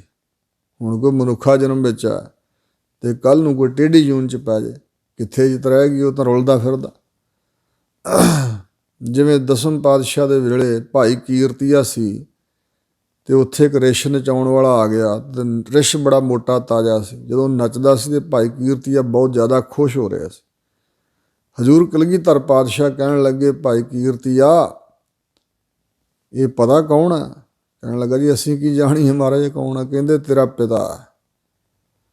ਤੇ ਬੜਾ ਨਾਰਾਜ਼ ਹੋ ਗਿਆ, ਕਹਿਣ ਲੱਗਾ ਵੀ ਜੇ ਤੁਹਾਡੇ ਦਰ ਦੀ ਸੇਵਾ ਕਰਨ ਕਰਕੇ ਮੇਰਾ ਪਿਤਾ ਰਿਛ ਦੀ ਜੂਨ 'ਚ ਪਿਆ ਤਾਂ ਮੈਂ ਤਾਂ ਕੁੱਤਾ ਬਿੱਲਾ ਹੀ ਬਣਾਂਗਾ, ਫਿਰ ਮੈਂ ਵੀ ਚੱਲਦਾ ਘਰ ਨੂੰ। ਮੈਂ ਇੱਥੇ ਕੀ ਕਰਨਾ ਤੁਹਾਡੇ ਚਰਨਾਂ 'ਚ ਰਹਿ ਕੇ ਮਹਾਰਾਜ? ਜੇ ਤੁਹਾਡੇ ਚਰਨਾਂ 'ਚ ਰਹਿ ਕੇ ਟੇਢੀਆਂ ਜੂਨਾਂ 'ਚ ਪੈਣਾ। ਤਾਂ ਗੁਰੂ ਮਹਾਰਾਜ ਕਹਿਣ ਲੱਗੇ, ਠਹਿਰ, ਇਹ ਤੇਰਾ ਪਿਤਾ ਗੁਰੂ ਤੇਗ ਬਹਾਦਰ ਸਾਹਿਬ ਮਹਾਰਾਜ ਦੇ ਚਰਨਾਂ 'ਚ ਰਹਿੰਦਾ ਸੀ। ਇੱਕ ਦਿਨ ਦੀਵਾਨ ਦੀ ਸੰਪੂਰਨਤਾ 'ਤੇ ਇਹ ਕੜਾਹ ਪ੍ਰਸ਼ਾਦ ਦੀ ਦੇਗ ਵਰਤਾ ਰਿਹਾ ਸੀ ਤੇ ਇੱਕ ਸਿੱਖ ਗੱਡਾ ਲਈ ਜਾਂਦਾ ਸੀ। ਉਹ ਗੱਡਾ ਚੱਲਦਾ ਰਹਿਣ ਦਿੱਤਾ ਤੇ ਕੜਾਹ ਪ੍ਰਸ਼ਾਦ ਆ ਕੇ ਗੁਰੂ ਮਹਾਰਾਜ ਨੂੰ ਮੱਥਾ ਟੇਕਿਆ ਤੇ ਉਹਨੇ ਕੜਾਹ ਪ੍ਰਸ਼ਾਦ ਇਸ ਸਿੱਖ ਕੋਲੋਂ ਮੰਗਿਆ ਵੀ ਮੈਨੂੰ ਛੇਤੀ ਹੈ ਸਿੱਖਾ, ਮੈਨੂੰ ਜਰਾ ਪਹਿਲਾਂ ਦੇ। ਇਹਨੇ ਕਿਹਾ, ਦੇਣਾ ਤੈਨੂੰ ਕੜਾਹ ਪ੍ਰਸ਼ਾਦ, ਕਿੱਦਾਂ ਰੇਸ਼ਮ ਵਾਂਗੂ ਭੁੜਕੀ ਜਾਂਦਾ, ਕਿਉਂਕਿ ਉਹ ਘੱਟੇ ਮਿੱਟੀ ਨਾਲ ਲਿਬੜਿਆ ਹੋਇਆ ਸੀ। ਤੇ ਉਹਨੇ ਭੁੰਜੇ ਡਿੱਗਾ ਕਿਣਕਾ ਫੜ ਕੇ ਮੂੰਹ 'ਚ ਪਾਇਆ ਤੇ ਦੌੜਿਆ ਆਪਣੇ ਗੱਡੇ ਵੱਲ ਨੂੰ ਤੇ ਜਾਂਦਾ ਕਹਿ ਗਿਆ, ਰਿਛ ਹੋਵੇਂਗਾ ਤੂੰ, ਮੈਨੂੰ ਰਿਛ ਕਹਿਣਾ। ਤੇ ਉਸ ਗਲਤੀ ਕਰਕੇ ਰਿਸ਼ ਦੀ ਜੂਨ 'ਚ ਪਿਆ, ਪਰ ਅਸੀਂ ਇਹਨੂੰ ਕੱਢਾਂਗੇ ਜੂਨ 'ਚੋਂ, ਭਲਾ ਹੋਵੇਗਾ ਇਹਦਾ। ਇਹਨੇ ਜਿਹੜੀ ਸੇਵਾ ਕੀਤੀ ਵਿਅਰਥ ਨਹੀਂ ਜਾਏਗੀ। ਆਪਣੀਆਂ ਗਲਤੀਆਂ ਕਰਕੇ ਕਈ ਵਾਰੀ ਸਿੱਖ ਇੰਝ ਵਿਛੋੜੇ 'ਚ ਚਲਾ ਜਾਂਦਾ। ਜਿਵੇਂ ਮੂਲ ਚੰਦ ਖੱਤਰੀ ਜਿਹੜਾ ਸੀ, ਉਹ ਮੂਲਾ ਖੱਤਰੀ ਗੁਰੂ ਨਾਨਕ ਦੇਵ ਮਹਾਰਾਜ ਤੋਂ ਬੇਮੁਖ ਹੋਣ ਕਰਕੇ ਜੂਨਾਂ 'ਚ ਪੈ ਗਿਆ। ਫਿਰ 10ਵੇਂ ਜਾਮੇ 'ਚ ਸ਼ਿਕਾਰ ਘਾਟ ਗੁਰਦੁਆਰਾ ਸਾਹਿਬ ਹਜ਼ੂਰ ਸਾਹਿਬ, ਉੱਥੇ ਸਹਿ ਦੀ ਜੂਨ 'ਚ ਪਏ ਨੂੰ ਤੀਰ ਮਾਰ ਕੇ ਜੂਨ 'ਚੋਂ ਕੱਢਿਆ ਸੀ। ਸੋ ਇਸ ਪ੍ਰਕਾਰ ਇੰਜ ਜੀਵ, ਉਹ ਤਾਂ ਛੋਟੀ ਮੋਟੀ ਗਲਤੀ ਕਰਕੇ ਇੱਕ ਅੱਧੀ ਜੂਨ 'ਚ ਪਏ ਜਾਂ 2-4 ਜੂਨਾਂ 'ਚ ਪਏ, ਅਤੇ ਜਿਹੜੇ ਅਸੀਂ ਜੀਵ ਹਾਂ ਪਤਾ ਨਹੀਂ ਕਿੰਨੀਆਂ ਗਲਤੀਆਂ ਗੁਨਾਹ ਕੀਤੇ ਅਤੇ ਗੁਰਾਂ ਤੋਂ ਬੇਮੁਖ ਹੋਏ, ਵਿਛੜੇ ਅਤੇ ਕਿੰਨੀਆਂ ਕੁ ਜੂਨਾਂ ਹੰਢਾ ਚੁੱਕੇ। ਇਹ ਸਾਡੀ ਹਾਲ ਦੱਸ ਰਹੇ ਨੇ ਸਤਿਗੁਰੂ। ਮਰ ਮਰ ਜਨਮੈ ਪੱਤ ਗਵਾਏ ਆਪਣੀ। ਇਹ ਜੀਵ ਮਰ ਮਰ ਕੇ ਜਨਮਦਾ, ਗੁਰਾਂ ਤੋਂ ਬੇਮੁਖ ਹੋਣ ਕਰਕੇ ਆਪਣੀ ਪੱਤ ਗਵਾ ਲੈਂਦਾ। ਬਿਰਥਾ ਜਨਮ ਗਵਾਵਣਿਆ, ਜਿਨ੍ਹਾਂ ਨੇ ਮਨੁੱਖਾ ਜਨਮ ਵਿਅਰਥਾ ਗਵਾ ਲਿਆ ਹੈ। ਵਿਅਰਥ, ਨਜਾਇਜ਼, ਐਵੇਂ ਕੌਡੀਆਂ ਦੇ ਭਾਅ ਗਵਾ ਲਿਆ। ਬੜੀ ਦੁਰਲੱਭ ਵਸਤੂ ਸੀ, ਰਤਨ ਵਰਗਾ ਸੀ ਅਮੋਲਕ ਮਨੁੱਖਾ ਜਨਮ। ਹੀਰਾ ਲਾਲ ਮੋਲਕ ਹੈ ਭਾਰੀ, ਬਿਨ ਗਾਹਕ ਮੀਕਾ ਕਾਖਾ। ਬਿਨਾਂ ਗਾਹਕ ਤੋਂ ਕੱਖਾਂ 'ਚ ਰੁਲ ਗਿਆ ਜਾਨੀ। ਗੁਰ ਕਾ ਸ਼ਬਦ ਕੋ ਵਿਰਲਾ ਬੂਝੈ, ਗੁਰੂ ਦੇ ਸ਼ਬਦ ਦੀ ਅਹਿਮੀਅਤ ਨੂੰ, ਮਹਾਨਤਾ ਨੂੰ ਕੋਈ ਵਿਰਲਾ ਬੁੱਝਦਾ। ਕਿੰਨੀ ਬਾਣੀ ਸੁਣਨ ਨੂੰ ਸਾਨੂੰ ਮਿਲਦੀ ਹੈ, ਪਰ ਮਨ ਵਿੱਚ ਗੁਰਬਾਣੀ ਪ੍ਰਤੀ ਸ਼ਰਧਾ ਨਹੀਂ ਹੈ। ਸ਼ਰਧਾ ਹੋਏ ਤੇ ਗੁਰਬਾਣੀ ਨੂੰ ਛੱਡ ਕੇ ਹੋਰ ਗੱਲਾਂ ਕਿਉਂ ਸੁਣੀਏ। ਹੋਰ ਸੰਸਾਰ ਵਿੱਚ ਚਟਖਾਰੇ ਵਾਲੀਆਂ ਗੱਲਾਂ ਉਹ ਚੰਗੀਆਂ ਲੱਗਦੀਆਂ, ਕਿਉਂਕਿ ਮਨ ਦੀ ਖੁਰਾਕ ਉਹ ਹੈ। ਗੰਧਣ ਵੈਣ ਸੁਣੇ ਰਝਾਵੈ, ਨਾਮ ਲੈਤ ਅਲਕਾਇਆ। ਹੋਰ ਜਿਹੜੇ ਗੰਦਮੰਦ ਗਾਏ ਜਾ ਰਹੇ ਨੇ, ਉਹ ਸੁਣ ਕੇ ਉਹਨਾਂ 'ਚ ਫਸਿਆ ਹੋਇਆ, ਅਤੇ ਵਾਹਿਗੁਰੂ ਦਾ ਨਾਮ ਲੈਂਦਿਆਂ ਤੈਨੂੰ ਆਲਸ ਆ ਜਾਂਦਾ, ਮੌਤ ਪੈ ਜਾਂਦੀ। ਬੁਰੇ ਕਾਮ ਕੋ ਉੱਠ ਖਲੋਇਆ, ਨਾਮ ਕੀ ਬੇਲਾ ਪੈ ਪੈ ਸੋਇਆ। ਇਸ ਤਰ੍ਹਾਂ ਦੀ ਹਾਲਤ ਹੈ। ਗੁਰ ਕਾ ਸ਼ਬਦ ਕੋ ਵਿਰਲਾ ਬੂਝੈ, ਗੁਰੂ ਦੇ ਸ਼ਬਦ ਦੀ ਅਹਿਮੀਅਤ ਨੂੰ ਕੋਈ ਵਿਰਲਾ ਬੁੱਝਦਾ ਸਮਝਦਾ ਹੈ। ਆਪ ਮਾਰੇ ਤਾਂ ਤ੍ਰਿਭਵਨ ਸੂਝੈ, ਜੇ ਗੁਰੂ ਦੇ ਸ਼ਬਦ ਨਾਲ ਜੁੜਿਆ ਹੋਇਆ ਅਭਿਆਸ ਕਰ ਕਰਕੇ ਆਪਣਾ ਆਪਾ ਮਾਰ ਲੈ, ਆਪਾ ਭਾਵ ਹੰਕਾਰ ਮਾਰ ਲੈ, ਤਾਂ ਤ੍ਰਿਭਵਨ ਸੂਝੈ, ਤਿੰਨਾਂ ਭਵਨਾਂ ਦਾ ਗਿਆਤਾ ਹੋ ਜਾਏਗਾ। ਕਬੀਰ ਜੀ ਨੇ ਕਿਹਾ, ਇਹ ਮੰਨ ਲੈ ਜੋ ਉਨਮਨ ਰਹਿ, ਤੋ 3 ਲੋਕ ਕੀ ਬਾਤਾਂ ਕਹੈ। ਦੂਜਾ ਅਰਥ ਇਹ ਕੀਤਾ, ਤਾਂ ਫਿਰ ਇਹ ਜੀਵ ਜੇ ਆਪਾ ਮਾਰ ਲਵੇ ਤਾਂ ਤਿੰਨਾਂ ਭਵਨਾਂ 'ਚ ਵਸ ਰਹੇ ਪਰਮਾਤਮਾ ਨੂੰ, ਵਿਆਪਕ ਸਰੂਪ ਨੂੰ ਇਹ ਸੂਝੈ, ਜਾਣ ਲੈਂਦਾ ਹੈ, ਗਿਆਤ ਪ੍ਰਾਪਤ ਹੋ ਜਾਂਦੀ ਹੈ, ਅਨੁਭਵ ਹੋ ਜਾਂਦਾ ਹੈ। ਫਿਰ ਉਹ ਮਰੈ ਨਾ ਮਰਨਾ ਹੋਵੇ, ਫਿਰ ਉਹ ਮਰਦਾ ਨਹੀਂ, ਦੁਬਾਰਾ ਕਦੇ ਆਤਮਿਕ ਮੌਤ ਨਹੀਂ ਹੁੰਦੀ। ਸਹਿਜੇ ਸੱਚ ਸਮਾਵਣਿਆ, ਸਹਿਜੇ ਗਿਆਨ ਦੁਆਰਾ, ਸਹਿਜੇ ਸੁਤੇ ਸਿੱਧ, ਸਹਿਜੇ ਚੌਥੇ ਪਦ ਵਿੱਚ, ਸਹਿਜੇ ਅਡੋਲਤਾ ਵਾਲੀ ਅਵਸਥਾ 'ਚ ਪਹੁੰਚ ਕੇ ਸੱਚ ਸਰੂਪ ਪਰਮਾਤਮਾ ਵਿੱਚ ਹੀ ਸਮਾ ਜਾਂਦਾ ਹੈ। ਮਾਇਆ ਮਹਿ ਫਿਰ ਚਿੱਤ ਨਾ ਲਾਏ, ਫਿਰ ਉਹ ਇਸ ਮਾਇਆ ਵਿੱਚ ਜਿਹੜਾ ਦ੍ਰਿਸ਼ਮਾਨ ਪ੍ਰਪੰਚ ਹੈ, ਇਹਦੇ 'ਚ ਆਪਣਾ ਚਿੱਤ ਨਹੀਂ ਲਾਉਂਦਾ। ਗੁਰ ਕੈ ਸ਼ਬਦ ਸਦ ਰਹਿ ਸਮਾਏ, ਗੁਰੂ ਦੇ ਸ਼ਬਦ ਵਿੱਚ ਹੀ ਸਦਾ ਵਾਸਤੇ ਸਮਾਇਆ ਰਹਿੰਦਾ, ਜਾਂ ਗੁਰੂ ਦੇ ਸ਼ਬਦ ਰਾਹੀਂ ਸਦਾ ਵਾਸਤੇ ਵਾਹਿਗੁਰੂ ਵਿੱਚ ਸਮਾਇਆ ਰਹਿੰਦਾ। ਸੱਚ ਸਲਾਹੇ ਸਭ ਘਟ ਅੰਤਰ, ਸਾਰੇ ਘਟਾਂ ਹਿਰਦਿਆਂ ਦੇ ਅੰਦਰ ਪਰਮੇਸ਼ਰ ਦੀ ਜੋਤ ਨੂੰ ਜਾਣ ਕੇ ਉਸ ਸੱਚ ਸਰੂਪ ਨੂੰ ਸਲਾਉਂਦਾ ਹੈ। ਸੱਚੋ ਸੱਚ ਸੁਹਾਵਣਿਆ, ਸੱਚੇ ਪਰਮਾਤਮਾ ਦੇ ਸੱਚੇ ਨਾਮ ਦੁਆਰਾ ਸੁਹਾਵਣਿਆ ਸ਼ੋਭਨੀਕ ਬਣ ਜਾਂਦਾ। ਔਰ ਇਹ ਵੀ ਗਿਆਤ ਉਹਨੂੰ ਹੋ ਜਾਂਦੀ ਹੈ ਕਿ ਸੱਚ ਹੀ ਸੱਚ ਸੋਭ ਰਿਹਾ ਹੈ ਚਾਰੇ ਪਾਸੇ, ਭਾਵ ਸੱਚੋ ਸੱਚ ਪਰਮਾਤਮਾ ਜੋ ਹੈ ਸੱਚ ਸਰੂਪ, ਉਹੀ ਸ਼ੋਭ ਰਿਹਾ ਹੈ। ਸੱਚ ਸਲਾਹੀ ਸਦਾ ਹਜੂਰੇ, ਸੱਚ ਸਰੂਪ ਪਰਮਾਤਮਾ ਨੂੰ ਅਸੀਂ ਸਲਾਹੁੰਦੇ ਹਾਂ ਸਦਾ ਹਜੂਰੀ ਵਿੱਚ, ਵਾਹਿਗੁਰੂ ਨੂੰ ਬਿਲਕੁਲ ਨੇੜੇ ਹਜੂਰ ਜਾਣ ਕੇ। ਗੁਰ ਕੈ ਸ਼ਬਦ ਰਹਿਆ ਭਰਪੂਰੇ, ਗੁਰੂ ਦੇ ਸ਼ਬਦ ਰਾਹੀਂ ਗਿਆਤ ਹੋਈ ਕਿ ਪਰਮਾਤਮਾ ਭਰਪੂਰ ਹੋ ਰਿਹਾ, ਵਿਆਪਕ ਹੋ ਰਿਹਾ ਹੈ। ਗੁਰ ਪ੍ਰਸਾਦੀ ਸੱਚ ਨਦਰੀ ਆਵੈ, ਗੁਰਾਂ ਦੀ ਪ੍ਰਸਾਦ ਕਿਰਪਾ ਦੁਆਰਾ ਉਹ ਸੱਚ ਸਰੂਪ ਪਰਮਾਤਮਾ ਨਜ਼ਰਾਂ 'ਚ ਆ ਜਾਂਦਾ। ਨਜ਼ਰਾਂ ਵਿਰਾਗ ਤੇ ਵਿਵੇਕ ਦੇ ਨੇਤਰ ਖੁੱਲ੍ਹ ਜਾਂਦੇ ਨੇ। ਮਨ ਬੁੱਧ ਰੂਪੀ ਨੇਤਰਾਂ 'ਚ ਗਿਆਨ ਦਾ ਸੁਰਮਾ ਪਾ ਦਿੰਦੇ ਆ ਸਤਿਗੁਰੂ, ਅਤੇ ਵਾਹਿਗੁਰੂ ਸੱਚ ਸਰੂਪ ਹੀ ਨਜ਼ਰੀ ਆਉਂਦਾ। ਇਹ ਨੇਤਰ ਹੋ ਮੇਰੇ ਉਹ ਹਰ ਤੁਮ ਮੈਂ ਜੋਤ ਧਰੀ, ਹਰ ਬਿਨ ਅਵਰ ਨਾ ਦੇਖੋ ਕੋਈ, ਹਰ ਬਿਨ ਅਵਰ ਨਾ ਦੇਖੋ ਕੋਈ, ਨਦਰੀ ਹਰ ਨਿਹਾਲਿਆ ਇਹ ਵਿਸ ਸੰਸਾਰ ਤੁਮ ਦੇਖਦੇ ਹੋ, ਹਰ ਕਾ ਰੂਪ ਹੈ ਹਰ ਰੂਪ ਨਦਰੀ ਆਇਆ, ਗੁਰ ਪ੍ਰਸਾਦੀ ਬੁੱਝਿਆ ਜਾਂ ਵੇਖਾ, ਹਰ ਇੱਕ ਹੈ ਹਰ ਬਿਨ ਅਵਰ ਨ ਕੋਈ। ਕਹਿ ਨਾਨਕ ਇਹ ਨੇਤਰ ਅੰਧ ਸੇ, ਸਤਿਗੁਰ ਮਿਲਿਆ ਦਿਵਯ ਦ੍ਰਿਸ਼ਟ ਹੋਈ। ਦੈਵੀ ਦ੍ਰਿਸ਼ਟੀ ਹੋਈ ਤੇ ਉਸ ਵੇਲੇ ਫਿਰ ਪਰਮਾਤਮਾ ਹੀ ਨਜ਼ਰੀਆਂ। ਸੱਚੇ ਹੀ ਸੁਖ ਪਾਵਣਿਆ, ਸੱਚ ਨਾਲ ਜੁੜ ਕੇ ਹੀ ਸੱਚੇ ਪਰਮਾਤਮਾ ਦੇ ਨਾਮ ਦੁਆਰਾ ਹੀ ਉਹਨਾਂ ਨੇ ਸੁਖ ਪ੍ਰਾਪਤ ਕੀਤਾ। ਸੱਚ ਮਨ ਅੰਦਰ ਰਹਾ ਸਮਾਏ, ਸੱਚਾ ਨਾਮ ਹੀ ਮਨ ਅੰਦਰ ਸਮਾਇਆ ਰਹਿੰਦਾ। ਸਦਾ ਸੱਚ ਨੇਚਲ ਆਵੇ ਨਾ ਜਾਏ, ਗਿਆਤ ਹੋ ਗਈ ਕਿ ਸਦਾ ਹੀ ਸੱਚ ਸਰੂਪ ਪਰਮਾਤਮਾ ਤਾਂ ਚੱਲ ਹੈ, ਉਹ ਆਉਂਦਾ ਜਾਂਦਾ ਨਹੀਂ ਹੈ। ਸੱਚੇ ਲਾਗੈ ਸੋ ਮਨ ਨਿਰਮਲ, ਜੋ ਸੱਚ ਦੇ ਨਾਲ ਸੱਚੇ ਪਰਮਾਤਮਾ ਨਾਲ ਜੁੜ ਜਾਂਦਾ ਹੈ, ਤਦਾਕਾਰ ਹੋ ਜਾਂਦਾ, ਉਹੀ ਮਨ ਨਿਰਮਲ ਹੁੰਦਾ। ਜਦੋਂ ਤੱਕ ਮਨ ਸੰਸਾਰ ਵਿੱਚ ਹੈ, ਜਿਚਰ ਇਹ ਮਨ ਲਹਿਰੀ ਵਿੱਚ ਹੈ, ਜਦੋਂ ਸੰਸਾਰ ਦੀਆਂ ਲਹਿਰਾਂ ਵਿੱਚ ਹੈ, ਉਦੋਂ ਤੱਕ ਗੱਲ ਨਹੀਂ ਬਣਦੀ। ਅਭਿਆਸ ਦੁਆਰਾ ਜਦੋਂ ਇੱਧਰੋਂ ਟੁੱਟ ਜਾਏ ਬਿਰਤੀ ਸੰਸਾਰ ਵੱਲੋਂ ਤੇ ਵਾਹਿਗੁਰੂ ਦੇ ਨਾਮ ਵਿੱਚ ਲੱਗ ਜੇ, ਸੱਚ ਨਾਲ ਲੱਗ ਜੇ, ਤਾਂ ਉਹ ਮਨ ਨਿਰਮਲ ਹੋ ਜਾਂਦਾ, ਉਜਲ ਪਵਿੱਤਰ ਹੋ ਜਾਂਦਾ। ਗੁਰਮਤੀ ਸੱਚ ਸਮਾਵਣਿਆ, ਗੁਰਾਂ ਦੀ ਮਤ ਸਿੱਖਿਆ ਦੁਆਰਾ ਹੀ ਸੱਚ ਸਰੂਪ ਪਰਮੇਸ਼ਰ ਵਿੱਚ ਸਮਾ ਜਾਂਦੇ ਹਨ ਗੁਰਮੁਖ ਪਿਆਰੇ।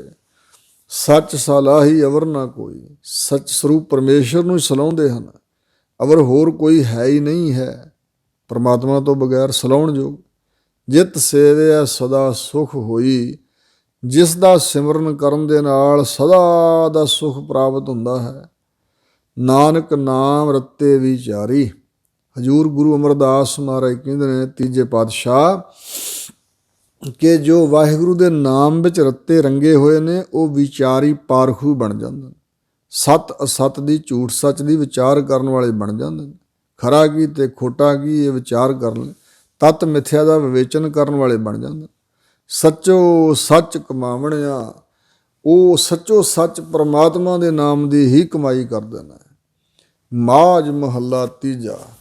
ਧੰਨ ਗੁਰੂ ਅਮਰਦਾਸ ਮਹਾਰਾਜ ਅਗਲੀ ਅਸ਼ਟਪਦੀ ਉਚਾਰਨ ਕਰਦੇ ਹਨ। ਨਿਰਮਲ ਸ਼ਬਦ ਨਿਰਮਲ ਹੈ ਬਾਣੀ, ਨਿਰਮਲ ਹੈ ਗੁਰਾਂ ਦਾ ਉਪਦੇਸ਼, ਨਿਰਮਲ ਹੈ ਬਾਣੀ ਗੁਰਾਂ ਦੇ ਬਚਨ, ਪਵਿੱਤਰ ਗੁਰਬਾਣੀ। ਨਿਰਮਲ ਜੋਤ ਸਭ ਮਾਹੇ ਸਮਾਣੀ, ਨਿਰਮਲ ਹੀ ਪਰਮਾਤਮਾ ਦਾ ਉਜਲ ਹੀ ਨਾਮ ਹੈ ਤੇ ਨਿਰਮਲ ਹੀ ਗੁਰਾਂ ਦੇ ਮੁਖ ਤੋਂ ਉਚਾਰੀ ਸਿਫਤੋ ਸਿਫਾਤ ਵਾਲੀ ਬਾਣੀ ਹੈ। ਨਿਰਮਲ ਹੀ ਪਰਮਾਤਮਾ ਦੀ ਜੋਤ ਹੈ ਜੋ ਸਾਰਿਆਂ ਵਿੱਚ ਸਮਾਈ ਹੋਈ ਹੈ। ਜੋਤ ਨੂੰ ਕੋਈ ਲੇਪਾ ਛੇਪਾ ਨਹੀਂ। ਚੋਰਾਂ ਵਿੱਚ ਵੀ ਜੋਤ ਉਹੀ ਹੈ, ਸਾਧਾਂ ਵਿੱਚ ਵੀ ਉਹੀ, ਪਾਪੀਆਂ 'ਚ ਵੀ ਪੁੰਨੀਆਂ 'ਚ ਵੀ। ਜਿਵੇਂ ਸੂਰਜ ਅਸਮਾਨ 'ਤੇ ਹੈ, ਬਹੁਤ ਦੂਰ ਹੈ, ਉੱਥੋਂ ਸੂਰਜ ਤੋਂ ਕਿਰਨਾਂ ਧਰਤੀ ਤੱਕ ਪਹੁੰਚ ਰਹੀਆਂ ਨੇ ਅਤੇ ਉਹ ਕਿਰਨਾਂ ਰੂੜੀਆਂ 'ਤੇ ਵੀ ਪੈ ਰਹੀਆਂ ਨੇ, ਗੰਦੀਆਂ ਥਾਵਾਂ 'ਤੇ ਵੀ, ਚੰਗੀਆਂ ਥਾਵਾਂ 'ਤੇ ਵੀ, ਸਭ ਪਾਸੇ ਪਸਰ ਰਹੀਆਂ ਨੇ। ਅਤੇ ਹੁਣ ਉਹ ਰੂੜੀ 'ਤੇ ਜੋ ਪ੍ਰਕਾਸ਼ ਪੈ ਰਿਹਾ ਉਹ ਰੂੜੀ ਨਾਲ ਲਿਬੜਦਾ ਨਹੀਂ, ਚਿੱਕੜ 'ਤੇ ਪੈ ਰਿਹਾ ਉੱਥੋਂ ਲਿਬੜਦਾ ਨਹੀਂ। ਜਦੋਂ ਸੂਰਜ ਨੇ ਉਹ ਆਪਣਾ ਪ੍ਰਕਾਸ਼ ਖਿੱਚਣਾ ਹੈ, ਉਸੇ ਤਰ੍ਹਾਂ ਨਿਰਮਲ ਉਜਲ ਪਵਿੱਤਰ ਹੀ ਉਹਦੇ ਵਿੱਚ ਸਮਾ ਜਾਣਾ ਉਹ ਪ੍ਰਕਾਸ਼। ਇਸੇ ਤਰ੍ਹਾਂ ਵਾਹਿਗੁਰੂ ਜੀ ਦੀ ਜੋਤ ਹੈ। ਨਿਰਮਲ ਜੋਤ ਸਭ ਮਾਹੇ ਸਮਾਣੀ, ਸਾਰਿਆਂ 'ਚ ਇੱਕ ਰਸ ਸਮਾਈ ਹੋਈ ਹੈ। ਨਿਰਮਲ ਬਾਣੀ ਹਰ ਸਲਾਹੀ, ਜੋ ਗੁਰਮੁਖ ਪਿਆਰੇ ਇਸ ਨਿਰਮਲ ਉਜਲ ਪਵਿੱਤਰ ਬਾਣੀ ਰਾਹੀਂ ਹਰੀ ਪਰਮਾਤਮਾ ਨੂੰ ਸਲਾਹੀ ਸਲਾਹੁੰਦੇ ਹਨ। ਜਿਹੜੇ ਹਰੀ ਪਰਮਾਤਮਾ ਨੂੰ ਸਲਾਹੁੰਦੇ ਨੇ ਨਾ ਬਾਣੀ ਦੁਆਰਾ, ਉਹ ਆਪ ਵੀ ਨਿਰਮਲ ਹੋ ਜਾਂਦੇ ਨੇ। ਜਪ ਹਰ ਨਿਰਮਲ ਮੈਲ ਗਵਾਵਣਿਆ, ਕਿਵੇਂ ਨਿਰਮਲ ਹੋਏ ਜੀ? ਗੁਰੂ ਕੀ ਨਿਰਮਲ ਪਵਿੱਤਰ ਬਾਣੀ ਰਾਹੀਂ ਹਰੀ ਨੂੰ ਸਲਾਹੁੰਦੇ ਹੋਏ, ਹਰੀ ਨੂੰ ਜਪਦੇ ਹੋਏ ਨਿਰਮਲ ਹੋਏ, ਕਿਉਂਕਿ ਮੈਲ ਗਵਾ ਲਈ ਹੈ। ਮਨਾਂ 'ਚ ਜਿਹੜੀ ਮੈਲ ਹੈ ਇਹ ਨਹੀਂ ਰਹਿੰਦੀ। ਫਿਰ ਨਿਰਮਲ ਨਾਲ ਜੁੜ ਕੇ ਜੈਸਾ ਸੇਵਾ ਤੈਸੋ ਹੋਏ। ਪਰਮਾਤਮਾ ਨਿਰਮਲ ਹੈ, ਨਾਮ ਨਿਰਮਲ ਹੈ, ਜੋ ਜੁੜ ਜਾਏ, ਲੱਗਾ ਰਹੇ ਅਤੇ ਉਸ ਦੀ ਵੀ ਸਹਿਜੇ ਸਹਿਜੇ ਮੈਲ ਨਿਕਲ ਜਾਂਦੀ ਹੈ। ਹਉ ਵਾਰੀ ਜੀਓ ਵਾਰੀ, ਮੈਂ ਵਾਰੀ ਸਦਕੇ ਮੈਂ ਕੁਰਬਾਨ, ਆਪਣੀ ਜਿੰਦ ਵਾਰ ਦਿਆਂ, ਸੁਖ ਦਾਤਾ ਮਨ ਵਸਾਵਣਿਆ। ਕਿਹਨਾਂ ਤੋਂ ਜੀ? ਜੋ ਸੁੱਖਾਂ ਦੇ ਦਾਤੇ ਵਾਹਿਗੁਰੂ ਨੂੰ ਮਨ 'ਚ ਵਸਾ ਲੈਂਦੇ ਹਨ। ਹਰ ਨਿਰਮਲ ਗੁਰ ਸ਼ਬਦ ਸਲਾਹੀ, ਜਿਹੜੇ ਗੁਰੂ ਦੇ ਸ਼ਬਦ ਰਾਹੀਂ ਨਿਰਮਲ ਉਜਲ ਪਵਿੱਤਰ ਹਰੀ ਨੂੰ ਸਲਾਹੁੰਦੇ ਹਨ। ਸ਼ਬਦੋ ਸੁਣ ਤਿਸਾ ਮਿਟਾਵਣਿਆ, ਗੁਰੂ ਦੇ ਮੁਖਾਰਬਿੰਦ ਤੋਂ ਉਚਰੇ ਹੋਏ ਸ਼ਬਦ ਉਪਦੇਸ਼ ਨੂੰ ਸੁਣ ਕੇ ਆਪਣੀਆਂ ਤੇਹਾਂ ਮੇਟ ਲੈਂਦੇ ਹਨ, ਹਰ ਪ੍ਰਕਾਰ ਦੀ ਤ੍ਰਿਸ਼ਨਾ ਮੇਟ ਲੈਂਦੇ ਹਨ। ਰਹਾਓ। ਨਿਰਮਲ ਨਾਮ ਵਸਿਆ ਮਨ ਆਏ, ਜਿਨ੍ਹਾਂ ਦੇ ਮਨ ਵਿੱਚ ਨਿਰਮਲ ਉਜਲ ਪਵਿੱਤਰ ਵਾਹਿਗੁਰੂ ਦਾ ਨਾਮ ਆ ਕੇ ਵਸ ਗਿਆ ਹੈ। ਮਨ ਤਨ ਨਿਰਮਲ ਮਾਇਆ ਮੋਹ ਗਵਾਏ। ਉਹਨਾਂ ਦਾ ਮਨ ਵੀ ਤੇ ਤਨ, ਇਹ ਇੰਦਰੇ, ਸਾਰੇ ਇੰਦਰੇ ਜਿਹੜੇ ਹਨ ਇਹਨਾਂ ਨੂੰ ਤਨ ਕਹਿੰਦੇ ਨੇ, ਸੂਖਮ ਤਨ, ਇਹ ਵੀ ਨਿਰਮਲ ਹੋ ਗਿਆ। ਤੇ ਮਾਇਆ ਮੋਹ ਗਵਾਏ, ਮਾਇਆ ਦਾ ਮੋਹ ਗਿਆ ਗਵਾਤਾ ਹੋ ਗਿਆ। ਮਾਇਆ ਦਾ ਮੋਹ ਉਹਨਾਂ ਗਵਾ ਲਿਆ, ਦੂਰ ਕਰ ਲਿਆ ਹੈ। ਨਿਰਮਲ ਗੁਣ ਗਾਵੈ ਨਿਤ ਸਾਚੇ ਕੇ, ਜੋ ਪ੍ਰਮਾਤਮਾ ਦੇ ਗੁਣ ਹਨ ਉਹ ਨਿਰਮਲ ਹਨ। ਤੂੰ ਆਪ ਸੱਚਾ, ਤੇਰੇ ਜਨ ਹੈ ਨਿਰਮਲ। ਵਾਹਿਗੁਰੂ ਪ੍ਰਮਾਤਮਾ, ਉਹਦੇ ਗੁਣ, ਉਹਦਾ ਸਰੂਪ, ਉਹਦੇ ਭਗਤ ਸਾਰੇ ਨਿਰਮਲ ਹੋ ਜਾਂਦੇ। ਨਿਰਮਲ ਗੁਣ ਗਾਵੈ ਨਿਤ ਸਾਚੇ ਕੇ, ਸੱਚ ਸਰੂਪ ਪ੍ਰਮਾਤਮਾ ਦੇ ਉਜਲ ਗੁਣਾਂ ਨੂੰ ਉਹ ਦਿਨੇ ਰਾਤ ਗਾਉਂਦਾ ਨਿਤ ਹੀ। ਨਿਰਮਲ ਨਾਦ ਵਜਾਵਣਿਆ, ਇਸ ਤਰ੍ਹਾਂ ਵਾਹਿਗੁਰੂ ਦੇ ਨਾਮ ਦਾ ਨਿਰਮਲ ਉਜਲ ਪਵਿੱਤਰ ਉਹ ਆਪਣੇ ਹਿਰਦੇ 'ਚ ਮਨ ਨੂੰ ਵਾਜਾ ਵਜਾ ਲੈਂਦਾ ਹੈ। ਅੰਦਰ ਨਾਦ ਵੱਜਦਾ ਦਿਨੇ ਰਾਤ। ਜਿਵੇਂ ਗੁਰੂ ਨਾਨਕ ਸਾਹਿਬ ਨੇ ਸਿੱਧਾਂ ਨੂੰ ਕਿਹਾ ਸੀ, ਘਟ ਘਟ ਵਾਜਿਆ ਹੈ ਨਾਦ। ਵਾਹਿਗੁਰੂ ਦੇ ਨਾਮ ਦਾ ਵਾਜਾ ਤਾਂ ਘਟ ਘਟ ਵਿੱਚ ਵੱਜ ਰਿਹਾ, ਪਰ ਉਹ ਪ੍ਰਾਪਤ ਸਾਰਿਆਂ ਨੂੰ ਨਹੀਂ। ਨਿਰਮਲ ਅੰਮ੍ਰਿਤ ਗੁਰ ਤੇ ਪਾਇਆ, ਆਤਮਿਕ ਮੌਤ ਤੋਂ ਬਿਨਾਂ ਅੰਮ੍ਰਿਤ ਅੰਮ੍ਰਿਤ ਸਰੂਪ, ਨਿਰਮਲ ਉਜਲ ਪਵਿੱਤਰ ਤੇ ਨਿਰਮਲ ਉਜਲ ਪਵਿੱਤਰ ਅੰਮ੍ਰਿਤ ਸਰੀਖਾ ਨਾਮ ਗੁਰਾਂ ਤੋਂ ਪਾਇਆ ਹੈ। ਵਿੱਚੋਂ ਆਪ ਮੁਆ ਤਿੱਥੈ ਮੋਹ ਨਾ ਮਾਇਆ, ਉਹਨਾਂ ਦੇ ਹਿਰਦਿਆਂ ਵਿੱਚੋਂ ਆਪਾ ਭਾਵ ਹੰਕਾਰ ਮਰ ਗਿਆ ਹੈ। ਜਿੱਥੇ ਆਪਾ ਨਾ ਰਿਹਾ ਉੱਥੇ ਮਾਇਆ ਦਾ ਮੋਹ ਵੀ ਨਾ ਰਿਹਾ। ਨਿਰਮਲ ਗਿਆਨ ਧਿਆਨ ਅਤ ਨਿਰਮਲ, ਉਹਨਾਂ ਦੇ ਹਿਰਦੇ 'ਚ ਨਿਰਮਲ ਉਜਲ ਪਵਿੱਤਰ ਗਿਆਨ ਉਪਜਿਆ ਹੈ। ਨਿਰਮਲ ਗਿਆਨ ਭਾਵ ਪ੍ਰਮਾਤਮਾ ਨਾਲ ਜਾਣ ਪਛਾਣ, ਤੇ ਧਿਆਨ ਅਤ ਨਿਰਮਲ, ਉਹਨਾਂ ਦੀ ਸੁਰਤ ਜਿਹੜੀ ਉਹ ਵੀ ਪ੍ਰਮਾਤਮਾ ਨਾਲ ਜੁੜੀ ਰਹਿੰਦੀ, ਉਹ ਵੀ ਅਤਿਅੰਤ ਨਿਰਮਲ ਉਜਲ ਤੇ ਪਵਿੱਤਰ ਹੋ ਗਈ। ਉਹਨਾਂ ਦੇ ਧਿਆਨ ਵਿੱਚ ਗੰਦਮੰਦ ਨਹੀਂ ਹੈ, ਹੋਰ ਕੁਛ ਨਹੀਂ, ਸੰਸਾਰ ਨਹੀਂ, ਝੂਠ ਨਹੀਂ, ਵਿਕਾਰ ਨਹੀਂ।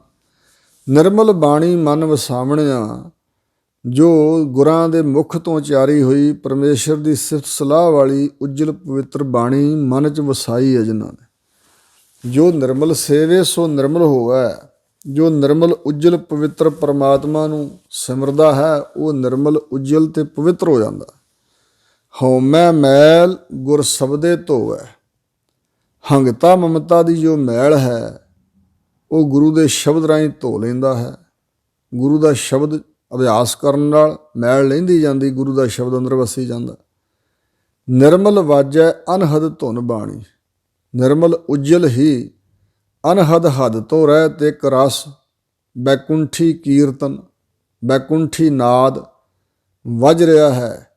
ਧੁਨ, ਧੁਨ ਮੈਨੇ ਆਵਾਜ਼ ਸ਼ਬਦ ਦੀ, ਬਾਣੀ ਪਰਮਾਤਮਾ ਦੇ ਜਸ ਵਾਲੇ ਬਚਨਾਂ ਦੀ ਧੁਨ, ਇੱਕ ਰਸ ਵਾਹਿਗੁਰੂ ਦਾ ਜਿਹੜਾ ਜਸ ਕੀਰਤਨ ਹੈ ਉਹ ਨਿਰਯਤਨ, ਬਿਨਾਂ ਸਾਜ਼ਾਂ ਤੋਂ ਪ੍ਰਤੱਖ ਰੂਪ ਵਿੱਚ ਨਹੀਂ, ਗੁਪਤ ਰੂਪ ਵਿੱਚ ਉਹਨਾਂ ਦੇ ਅੰਦਰ ਵੱਜ ਰਿਹਾ ਹੈ। ਦਰ ਸੱਚੈ ਸੋਭਾ ਪਾਵਣਿਆ, ਵਾਹਿਗੁਰੂ ਦੇ ਸੱਚੇ ਦਰ 'ਤੇ ਉਹ ਸੋਭਾ ਪਾਉਣ ਵਾਲੇ ਬਣ ਜਾਂਦੇ ਨੇ। ਅੱਗੇ ਹਜ਼ੂਰ ਬਚਨ ਕਰਦੇ ਨੇ, ਨਿਰਮਲ ਤੇ ਸਭ ਨਿਰਮਲ ਹੋਵੇ। ਜੋ ਨਿਰਮਲ ਉਜਲ ਪਵਿੱਤਰ ਪਰਮੇਸ਼ਰ ਹੈ ਉਸ ਨਾਲ ਜੁੜਨ ਕਰਕੇ ਸਭ ਕੋਈ ਨਿਰਮਲ ਉਜਲ ਹੀ ਹੋ ਜਾਂਦਾ ਹੈ। ਨਿਰਮਲ ਮਨੁਆ ਹਰ ਸ਼ਬਦ ਪਰੋਵੈ, ਹਰੀ ਪ੍ਰਮਾਤਮਾ ਦਾ ਜੋ ਸ਼ਬਦ ਨਾਮ ਹੈ ਉਹਦੇ ਵਿੱਚ ਆਪਣੇ ਮਨ ਨੂੰ ਜੋ ਪਰੋ ਲੈਂਦਾ ਉਹਦਾ ਮਨ ਫਿਰ ਨਿਰਮਲ ਹੋ ਜਾਂਦਾ। ਨਿਰਮਲ ਨਾਮ ਲੱਗੇ ਬਡਭਾਗੀ, ਨਿਰਮਲ ਉਜਲ ਪਵਿੱਤਰ ਨਾਮ ਵਿੱਚ ਜੋ ਲੱਗੇ ਹੋਏ ਨੇ ਉਹ ਵੱਡਿਆਂ ਭਾਗਾਂ ਵਾਲੇ ਨੇ। ਨਿਰਮਲ ਨਾਮ ਸੁਹਾਵਣਿਆ, ਤੇ ਵਾਹਿਗੁਰੂ ਦੇ ਨਾਮ ਵਿੱਚ ਲੱਗੇ ਹੋਏ ਉਹ ਨਿਰਮਲ ਹੋ ਕੇ ਸੁਹਾਵਣਿਆ ਸੋਭਾ ਪਾਉਂਦੇ ਨੇ। ਸੋ ਨਿਰਮਲ ਜੋ ਸ਼ਬਦੇ ਸੋ ਹੈ। ਹਜ਼ੂਰ ਕਹਿੰਦੇ ਨੇ ਕਿ ਨਿਰਮਲ ਉਜਲ ਪਵਿੱਤਰ ਉਹ ਹੀ ਹੈ ਜੋ ਗੁਰੂ ਦੇ ਸ਼ਬਦ ਰਾਹੀਂ ਸੋਭਾ ਪਾਉਂਦਾ ਹੈ। ਨਿਰਮਲ ਨਾਮ ਮਨ ਤਨ ਮੋਹ ਹੈ। ਵਾਹਿਗੁਰੂ ਦਾ ਉਜਲ ਨਾਮ ਮਨ ਤੇ ਤਨ ਦੋਵਾਂ ਨੂੰ ਮੋਹਿਤ ਕਰ ਲੈਂਦਾ। ਜਦੋਂ ਸੱਚ ਨਾਮ ਮਲ ਕਦੇ ਨਾ ਲੱਗੇ, ਸੱਚੇ ਨਾਮ ਨਾਲ ਜੁੜ ਜਾਈਏ ਤੇ ਫਿਰ ਮੈਲ ਕਦੇ ਲੱਗਦੀ ਨਹੀਂ।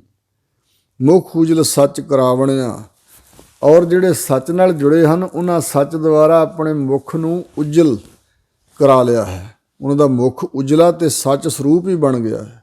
ਮਨ ਮੈਲਾ ਹੈ ਦੂਜਾ ਪਾਏ। ਹਰੇ ਮਨ ਮੈਲਾ ਕਿਆ ਹੈ? ਤਾਂ ਹਜ਼ੂਰ ਕਹਿੰਦੇ ਜਦੋਂ ਤੱਕ ਦੂਜਾ ਭਾਵ ਹੈ, ਸੰਸਾਰ ਦਾ ਖੋਟਾ ਭਾਵ ਪ੍ਰੇਮ ਮੋਹ ਜਦੋਂ ਤੱਕ ਹੈ, ਇਸ ਕਰਕੇ ਮਨ ਮੈਲਾ ਹੈ। ਮੈਲਾ ਚੌਂਕਾ ਮੈਲਾ ਥਾਏ।